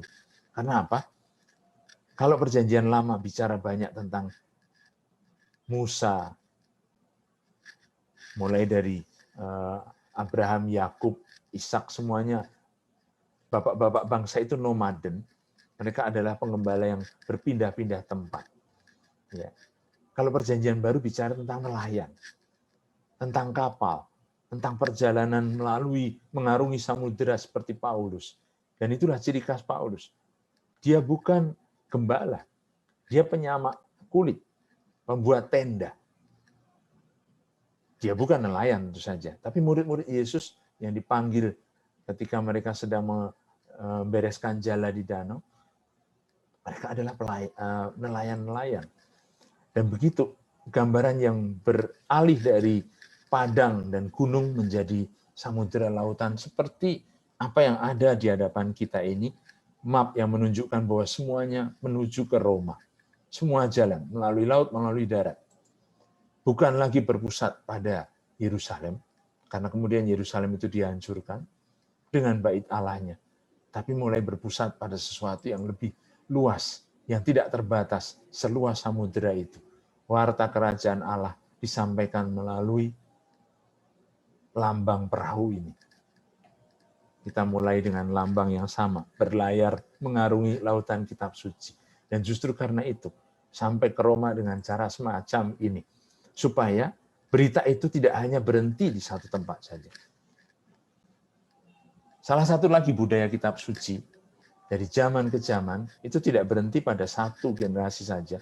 Karena generasi yang satu membaca kitab suci, dan kemudian mengaktualisasikannya seturut zamannya. Generasi lain yang membaca kembali kitab suci itu dan mengaktualisasikannya pada zamannya. Yang terjadi adalah satu relektura. Alkitab itu, saudara-saudari, satu sejarah. Dalam arti bahwa kitab yang ditulis, yang disusun, yang menyusunnya ditulis dalam berbagai zaman. Hampir selalu bahan tulisan diturun alihkan. Pertama-tama dari lisan. Dari mulut ke mulut, sampai akhirnya untuk periode yang lama, akhirnya ditulis. Dituliskan orang menjadi teks yang ada seperti di tangan kita. Dan merupakan hasil pembacaan kembali dan revisi yang berlipat ganda. Tidak sekali jadi. Sampai akhirnya kita menemukan teks itu sebagai sarana, sebagai satu jalan untuk bertemu dengan Allah yang sama. Yang diwartakan dalam pengalaman iman orang-orang yang menulis kitab suci itu. Maka akhirnya, sebagai penutup, kitab suci memang sabda Tuhan. Meskipun itu bahasa manusia, yang punya banyak keterbatasan dan kelemahan, tapi sastra yang indah, sastra yang dari zaman ke zaman menjadi satu bestseller. Dan bagaimanapun justru karena itu adalah sabda Allah sendiri. Kitab suci itu satu buku seperti buku yang lain. Tapi juga satu kitab yang istimewa, lebih dari yang lain-lain. Kita percaya bahwa kitab suci itu sabda Tuhan sendiri. Allah lah pengarangnya yang sejati. Dengan membaca kitab suci, kita orang Kristen masuk dalam dialog dengan Tuhan melalui Roh Kudus. Oleh karena itu, kitab suci harus dibaca dan ditafsirkan dengan bantuan Roh Kudus yang sama, yang telah mengilhami penulisannya.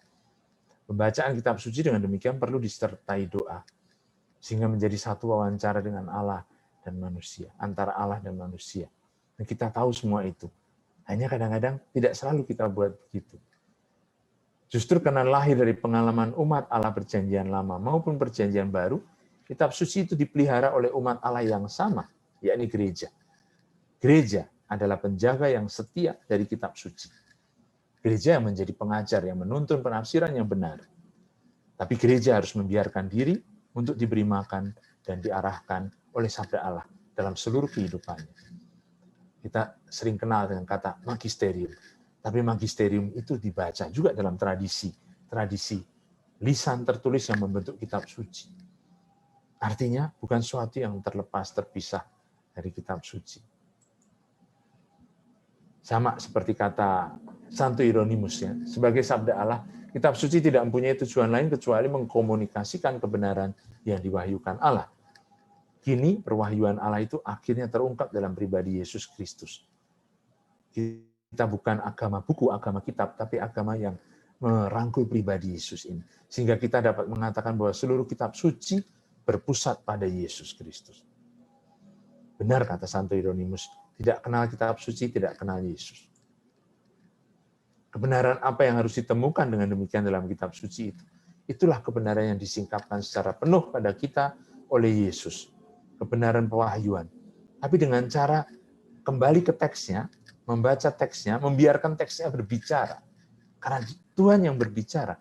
Kalau kita sudah bicara dulu, kita sudah punya perangkat yang kita pakai dalam kepala kita untuk kita cari konfirmasinya dalam kitab suci, itu kebalik. Tidak menjadi satu kebenaran yang disingkapkan. Dengan kata lain, kitab suci mau memperkenalkan kita rencana yang dibuat dan dilaksanakan Allah demi keselamatan kita. Panggilan dari Tuhan. Jika kita mau memahami kitab suci, kita harus berangkat dari sudut pandang ini. Meskipun benar, kitab suci memberi banyak informasi, historis, geografis, dan ilmiah, namun sudut pandangnya selalu sama. Mengkomunikasikan kebenaran yang kita perlukan untuk mewujudkan rencana keselamatan Allah dengan perubahan sebagai jawaban atas panggilan itu. Dengan pertobatan.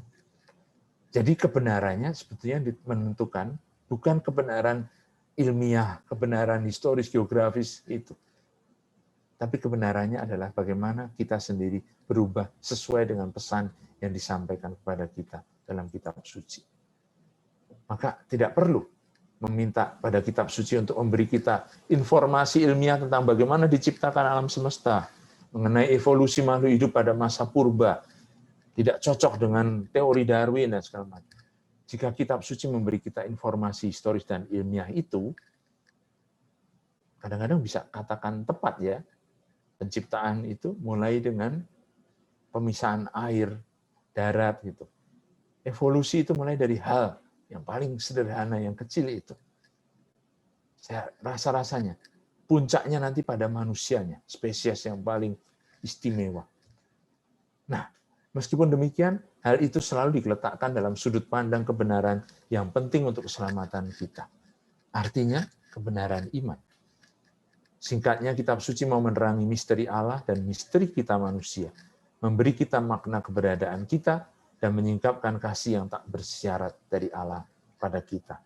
Justru dengan semua kenyataan, ciptaan yang tetap terbatas, Tuhan begitu mencintai ciptaannya, tidak membiarkannya merana dalam keterbatasannya itu, merangkulnya dalam kehidupan abadi, dalam kebahagiaan yang kekal. Terima kasih saudara-saudari, inilah kira-kira sekilas tentang sastra dan budaya kitab suci yang kita bicarakan pada sore hari ini.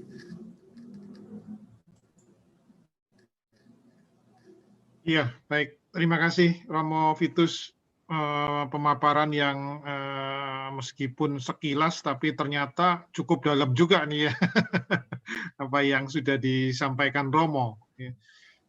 Tadi di awal Romo sempat mengatakan kenapa kok kita sering lupa ya membaca kitab suci. Karena ternyata kita terpaku pada peristiwanya, bukan pada teksnya. Nah, apakah artinya kita ini kalau mau membaca Alkitab, kita perlu mengosongkan diri dulu ya, Romo ya? Istilah yang bagus, ungkapan yang tepat, iya betul. Artinya membaca seolah-olah baru pertama kali mendengar, gitu. Itu artinya mengosongkan begitu. Iya. Ya kan. Nah, lalu dengan demikian kita lebih terbuka pada teksnya, pada apa yang sebenarnya mau diceritakan. Meskipun itu kita sudah berulang kali membaca teks yang sama ya, Romo ya. Iya, iya. Dengan cara mengosongkan diri itu, dengan cara seperti seolah-olah membaca baru pertama kalinya, kita akan menemukan sesuatu yang baru. Itulah surprise-nya, gitu. Nah, kadang-kadang kita tidak siap untuk itu. Seolah-olah dengan mengatakan, saya sudah kenal cerita ini. Nah, itulah yang membuat kita sudah tahu, tapi terus sering lupa. Gitu. Itu maksudnya tadi. Iya, baik. Kemudian juga di slide-slide awal tadi Romo juga sempat mengatakan bahwa selain kita punya satu kitab suci sebagai panduan, diperlukan juga imajinasi. Ya. Waduh, kalau imajinasi ini bagaimana ya, Romo, supaya tidak menjadi sesuatu yang liar gitu ya, menjadi bola panas yang menggelinding ke sana kemari sehingga justru makin menjauhkan kita nih dari pesan-pesan yang ada di dalam teks tersebut misalnya. Itu bagaimana ya, Romo? Nah, sudah dijawab sendiri sebetulnya. Supaya tidak lepas dari pesan teks tersebut. Jadi imajinasinya selalu harus kembali ke teksnya. Gitu. Boleh diimajinasikan seperti mutiara tadi, ya. Tapi jangan terus bicara tentang, oh iya, saya punya mutiara tinggalan dari orang tua, warisan. Lalu mulai bicara tentang keluarganya, mulai bicara tentang, nah itu tidak lagi bicara tentang perumpamaan Yesus. Itu maksudnya. Kembali ke teksnya. Betul ketika kita bilang mutiara itu apa, betapa berharganya mutiara, lalu membayangkan bagaimana proses mutiara itu jadi mutiara, seperti tadi, itu sesuatu imajinasi yang tidak semuanya dikatakan di kitab suci. Tapi ini bukan berarti tidak boleh, hanya harus selalu kembali pada akhirnya, pada teksnya. Kadang-kadang kita tidak pakai imajinasi, bahkan tidak pakai perasaan. Orang buta yang teriak-teriak, anak Daud kasihanilah aku. Dia sudah buta, teriak-teriak begitu. Tapi kita tidak pikir bahwa bagaimana orang buta itu merasa dia sendirian sebenarnya. Ditinggalkan semua orang yang ramai-ramai mengiringi Yesus begitu kan. Karena kita tidak pakai imajinasinya. Bagaimana waktu dibacakan kalau kita pakai imajinasi, maka pembacanya, lektor atau lektrisnya harus mengungkapkan itu dengan teriakan. Yesus anak Daud, kasihanilah aku. Makin keras kan suaranya. Karena memang dia ditinggalkan sendirian. Saya baru bisa memancing orang sampai pada perasaan imajinatif seperti itu ketika diperagakan. Ada satu orang yang tiba-tiba ditutup matanya. Lalu kita pergi, ditinggal. Padahal sedang membaca cerita orang buta ini. Lalu dia seperti orang butanya, teriak-teriak begitu. Nah, baru terasa gitu. Sama seperti ketika orang yang lumpuh itu diturunkan dari atap kan. Itu bukan cerita yang dibaca begitu saja. Pasti ribut orang yang di bawah atap. Bayangin kalau atap di atas kita tiba-tiba terbuka. Banyak yang kotoran yang jatuh kan, paling tidak ada orang yang batuk-batuk gitu. Kita tidak pakai imajinasi. Nah, itulah maksudnya. Baik. Sekarang kita ke penanya ya Romo ya. Ini dari Pak Ananto ada pertanyaan. Romo, dalam meditasi Kristiani kami mengutip Mazmur 46 ayat 11. Diamlah, ketahuilah bahwa aku ini Tuhanmu. Nas itu sangat cocok untuk meditasi. Tetapi dalam versi Alkitab Bahasa Indonesia sehari-hari, terjemahannya adalah berhentilah berperang, ketahuilah aku ini Allah. Berbeda sekali. Apakah Romo bisa memberikan pendapat? Terima kasih. Terjemahan yang pertama dibaca di mana? Di meditasi Kristiani ya, dipakai. Ada orang yang membuat terjemahan itu tentu saja dengan membayangkan dunia, latar belakangnya. Ya. Doa itu dilukiskan seperti orang Israel yang terus berperang dan kemudian disuruh untuk tenang dan menjadi hening karena Allah yang sedang bekerja. Tapi gambaran ini pun memang lekat pada budaya Israel sendiri. Kalau saudara-saudari ingat, sering dikatakan dengan ungkapan keluar dan masuk gitu, atau pulang ke rumah masing-masing, pulang ke tendanya masing. Itu sebenarnya dalam bayangan orang Yahudi itu suasana perang. Memang begitu. Maka kalau dikaitkan dengan Mazmur yang tadi ditanyakan, barangkali memang penerjemahnya berpikir dengan terjemahan itu mau menunjukkan bahwa ini sebetulnya situasi di mana orang yang terus berpikir akan situasi itu dan diminta untuk tenang dulu, melihat bahwa Allah lah sebenarnya yang sedang bekerja. Itu baru kita rasakan ketika kita sendiri punya situasi yang sama, tidak sampai terjadi betul-betul begitu ya, tapi memang dalam satu suasana di mana seolah-olah semua berpikir bahwa tidak akan terjadi demikian kalau bukan karena perjuangan dan usaha kita. Maka sulit sekali menjadi hening. Karena apa? Semua yang ada di kepala kita adalah satu perencanaan yang besok bagaimana, sekarang bagaimana. Dalam arti yang ini, lalu terjemahan tadi saya kira bisa disejajarkan. Betul dalam memberi suasana meditasi, memang betul begitu. Harus meninggalkan semua. Seperti seolah-olah kita terus berpikir berperang, berjuang, berprestasi, bekerja, berkreasi. Ada sebetulnya, seperti kata penyair Prancis Simone Weil, hidup itu sebenarnya menunggu. Seperti orang yang menabur benih, siang hari bangun, malam hari dia tidur, benih itu tumbuh sendiri. Tahu-tahu dia hanya dipanggil saatnya sudah tiba untuk panen. Hidup itu kadang-kadang menerima begitu. Nah itulah kata penyair Prancis tadi Simone Weil yang kita bisa lihat dalam perumpamaan yang kita baca pada hari Minggu ini. Kenyataan hidup itu kadang-kadang juga satu kesempatan untuk menyadari betapa banyak sebetulnya Tuhan berikan pada kita kalau kita bisa sedikit hening.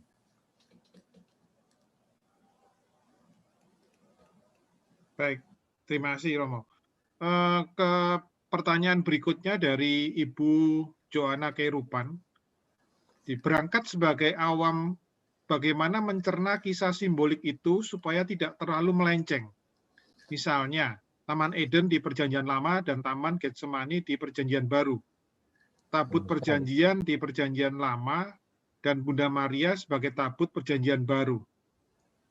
Yang kedua adalah bagaimana membedakan konteks bait suci atau seringkali disebut juga dengan bait suci Allah dalam terjemahan kitab suci bahasa Inggris yang hanya disebut temple.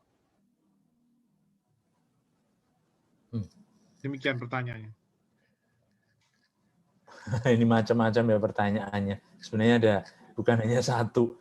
Yang pertama itu sekali lagi pertanyaan yang dipertanyakan lah kalau kita mau katakan. Kenapa ini ibu ya yang bertanya? Ibu ya. Nah, kenapa bisa membuat kaitan yang bagus sekali, tapi kemudian tiba-tiba takut sendiri? Apa sebenarnya yang membuat takut? Imajinasi itu kok melenceng. Kalau ternyata Bapak Gereja atau bahkan kemudian dalam tradisi iman mengatakan dalam litani Maria tabut perjanjian. Itu sudah ada dalam tradisi kitab suci sendiri.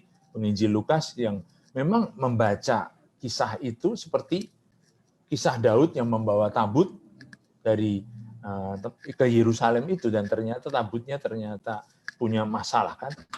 Sampai dia mengungkapkan dengan gentar, siapakah aku ini, seperti kata-kata Elizabeth. Siapakah aku ini sampai ibu Tuhanku datang mengunjungi aku. Suasana awful yang menegangkan, mengerikan, tapi sekaligus satu kekaguman sebetulnya yang diungkapkan Daud gitu. Karena kematian Imam Usa yang mengulurkan tangannya untuk menyelamatkan tabut ternyata justru malah ya di situ bagi orang Yahudi begitu sucinya tabut itu sampai menyambar kesuciannya itu, menyambar imamnya sampai meninggal. Kita tidak tahu bagaimana persisnya, tapi dunia orang Yahudi dengan demikian begitu dikuasai oleh suasana ini sehingga tidak bisa memperlakukan barang yang sakral itu dengan sembarangan. Orang bisa katakan dalam situasi modern, berarti dia kaget, begitu kagetnya sampai kena serangan jantung, lalu mati. Seperti kita tidak bisa mengerti kenapa Ananias dan Safira bisa mati bareng-bareng, justru ketika Petrus mengatakan, nah suamimu itu sedang, lalu tiba-tiba Safira juga. Ya, kita akan mengatakan kena serangan jantung. Tapi saudara-saudari, ini bukan imajinasi yang melenceng juga kalau kita kembali ke teksnya. Jadi selalu harus kembali ke teksnya, lalu kita menemukan sesuatu, menyingkapkan sesuatu yang memang sudah ada di sana. Gitu. Ya, jadi ketakutan yang membuat kita tidak berbuat, tidak merenungkan itu justru karena kita tidak memakai imajinasi yang kreatif itu. Taman Eden dengan Taman Getsemani. Apa melencengnya? Kalau belum pernah direnungkan bahwa ternyata di Taman Eden yang indah itu, di mana Tuhan menempatkan manusia pertama, disitulah menjadi asal, maksudnya pertama kalinya cerita pengkhianatan. Iya kan? Karena buah dari pohon yang dilarang untuk dimakan itu. Di Taman Getsemani, disitulah terjadi juga pengkhianatan Yudas. Sama kan? Tapi kalau kita renungkan kemudian, kalau begitu, di taman juga nanti akan terjadi penebusannya. Yesus memang dimakamkan di taman menurut Injil Yohanes. Kenapa? Ya ada hubungannya mungkin dengan Taman Getsemani, dengan Taman Eden, dengan taman raja-raja di mana setiap raja dimakamkan di kitab Raja-Raja dan kitab Nehemia. Dalam mausoleum itu, akhir dari kisah Yesus di Injil Yohanes dikatakan diturunkan dari salib dan dimakamkan di taman. Di situ ada makam yang baru, yang belum pernah dipakai orang. Seperti raja-raja, karena dianggap, betul bukan dianggap, disingkapkan bahwa ternyata itulah Yesus Raja. Orang Yahudi seperti yang ditulis oleh Pilatus. Saudara-saudari, kembali kepada teksnya, kita menemukan jalurnya. Bukan sesuatu yang menyimpang. Tapi kalau kita dikuasai oleh ketakutan menyimpang, sebenarnya ketakutan yang membuat kita tidak berani untuk membuka-buka dan membaca teksnya. Sekali lagi kembali, dan coba perhatikan, baca bukan hanya satu bagian, tapi keseluruhan. Tentu saja ini bukan soal hari ini dan besok. Ini sesuatu yang menjadi kebiasaan, dan dengan demikian kita memakai imajinasi yang kreatif itu bukan berarti diimajinasikan pada satu malam, tapi justru ketika membaca kitab suci mengaitkannya dengan bagian yang lain, nanti akan ketemu seperti yang tadi Ibu katakan. Itu bukan pekerjaan yang langsung jadi begitu. Sampai akhirnya dikatakan tabut perjanjian seperti tabut. Seperti Bunda Maria mengunjungi Elisabet. Pertanyaan yang berikut tadi tentang bait suci, dan itu soal terjemahan. Ada banyak kata yang dipakai untuk terjemahan bait suci. Ada naos, ada hieron. Dalam bahasa Yunaninya, ya tentu saja. Diterjemahkan dalam bahasa Inggris temple, lalu ada house of God gitu. Dalam bahasa Indonesia bait Allah itu seperti baitullah itu dalam bahasa Arab, atau Bethel itu dalam bahasa Ibrani. Sebenarnya menunjukkan rumah Allah. Jadi bait itu atau bait itu rumah. L-nya adalah Allah. Maka terjemahan itu menunjukkan tekanannya rumah, temple sebagai shrine atau tempat suci begitu, atau hieron akhirnya dari kata hiereus yang berarti sesuatu yang suci, yang agung gitu. Itu soal kata-kata yang dipakai dengan kekayaan maknanya, dan tentu saja yang kita lakukan bukan ini kok berbeda sama ini, tapi justru ketika dikumpulkan, diinventarisasi, itu menunjuk satu kekayaan makna. Itu maksudnya. Ya. Itu berarti bahwa tidak diungkapkan dengan satu bahasa saja. Apalagi kalau kita sampai mengartikan bait suci yang dimaksudkan adalah tubuhnya. Begitu. Itu imajinasi apa coba? 46 tahun orang membangun bait suci, dan kamu mengatakan akan membangunnya dalam 3 hari, itu yang dikatakan oleh orang-orang Yahudi, bukan? Ini lambang. Yesus mengatakan bait suci itu tubuhnya. Nanti dipakai oleh Paulus, tubuhmu adalah bait suci Allah. Ya kan? Lihat, imajinasi tidak menyimpang kalau kita kembali ke teksnya. Karena memang ada di sana. Ya. Ya, oke, baik. Pertanyaan berikutnya dari Ibu Dewi Mulyati. Ada yang berpendapat membaca kitab suci sebaiknya seperti seorang anak membaca, nikmati, dan yang penting menimbulkan rasa enjoy ketika membacanya. Sedangkan dari pembelajaran Romo tadi, saya menangkapnya seperti membaca dengan suatu purpose, dengan framework tertentu. Apakah kedua metode ini komplementer? Mohon feedback dari Romo. Yang gambaran membaca seperti anak itu kan imajinasi. Coba tanya anak kecil sendiri, membacanya seperti apa? Kalau real begitu, itu juga imajinasi.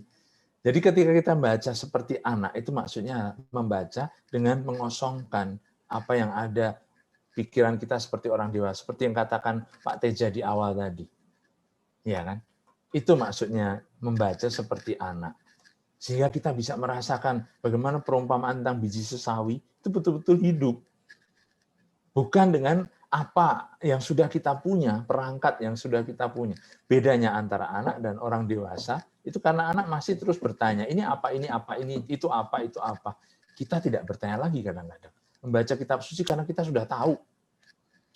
Itu maksudnya.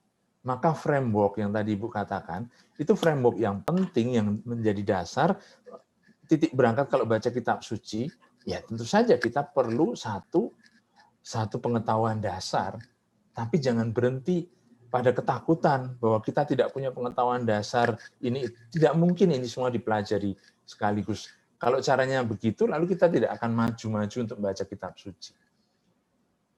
Baca saja dulu, tapi dengan membaca 3 bab sehari seperti yang dilakukan grup-grup itu, atau 1 bab sehari, ya tentu saja kita butuh penuntun, kita butuh kamus, kita butuh ensiklopedi, kita butuh konkordansi.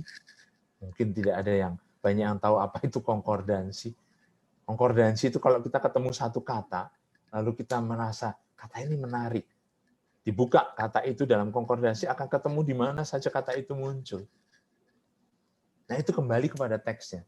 Lalu imajinasi kita tidak ngawur menyimpang. Ya. Framework dalam arti studi itu tetap penting. Kalau tidak mungkin ada kelompok ini. Megushim Bible Study itu bukan sekedar orang yang datang untuk kumpul dan tanya segala macam. Bukan, ini juga ada perangkatnya. Kita mau apa di sini? Kita sudah punya apa? Ya kan? Lalu mau kita apakan nanti itu. Jadi tentu sebagai orang dewasa kita punya tujuan, punya proyek, punya tapi sebagai anak-anak dibutuhkan ketika kita berhadapan dengan suatu misteri seperti apa yang diceritakan dalam kitab suci.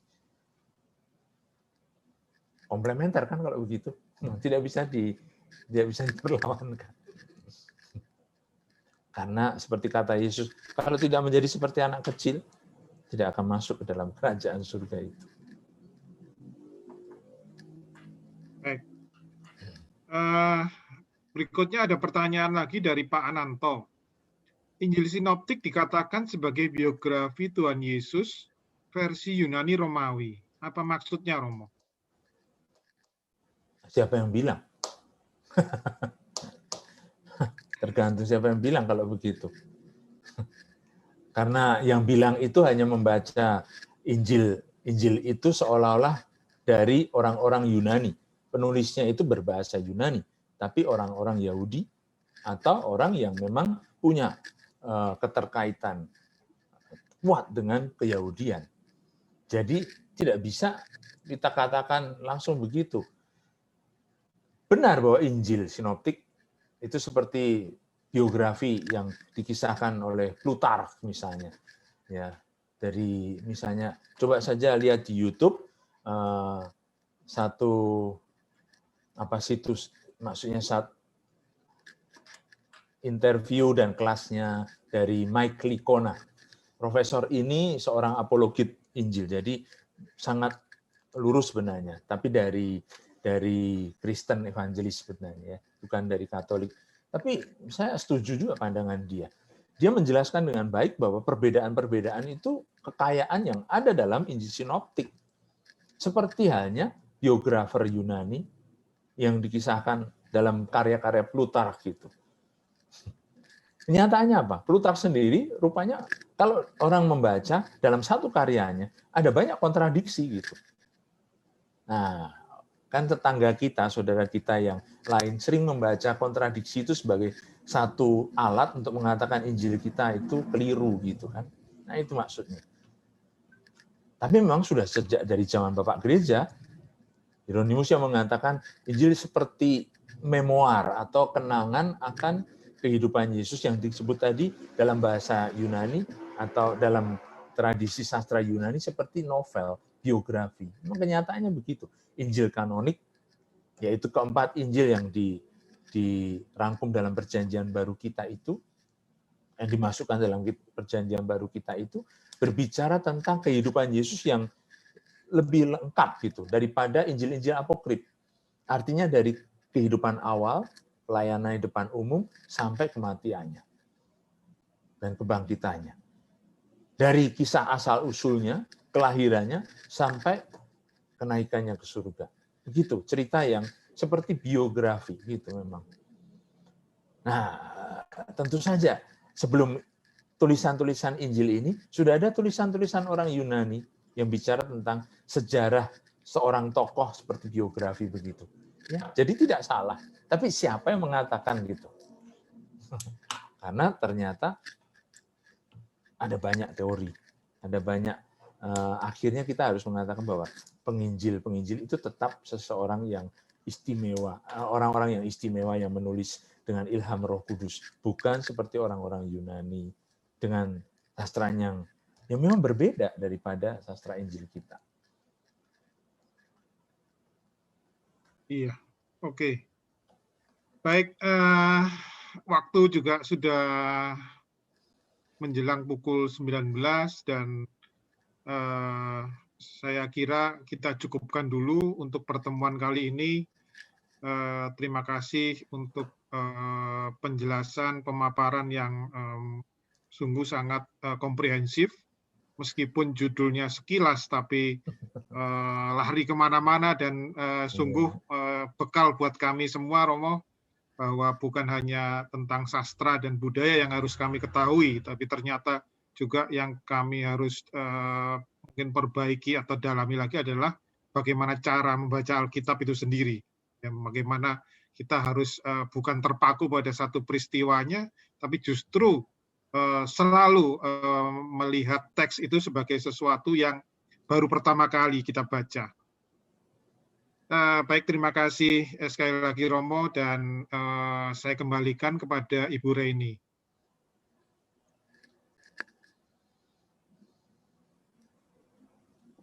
Iya. Sekali lagi saya mengucapkan juga terima kasih kepada Romo Vitus untuk pemaparannya yang luar biasa tadi.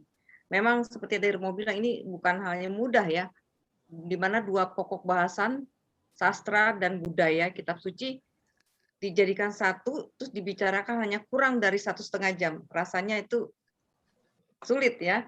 Mungkin bisa jadi malah 2 mata kuliah, satu sastra, satu budaya. Wah, bisa dibayangin cuma 1,5 jam loh ini.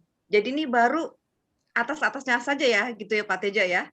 Baru permukaannya saja nih ya. Jadi siapa tahu ini bisa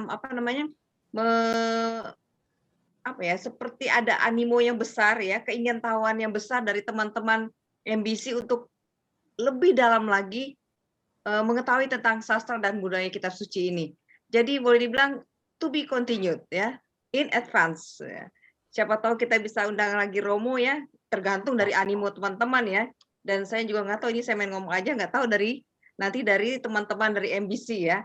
Siapa tahu kita bisa mengundang lagi Romo. Ini tadi aja pertanyaannya luar biasa, kita nggak bisa tangkap semua ya.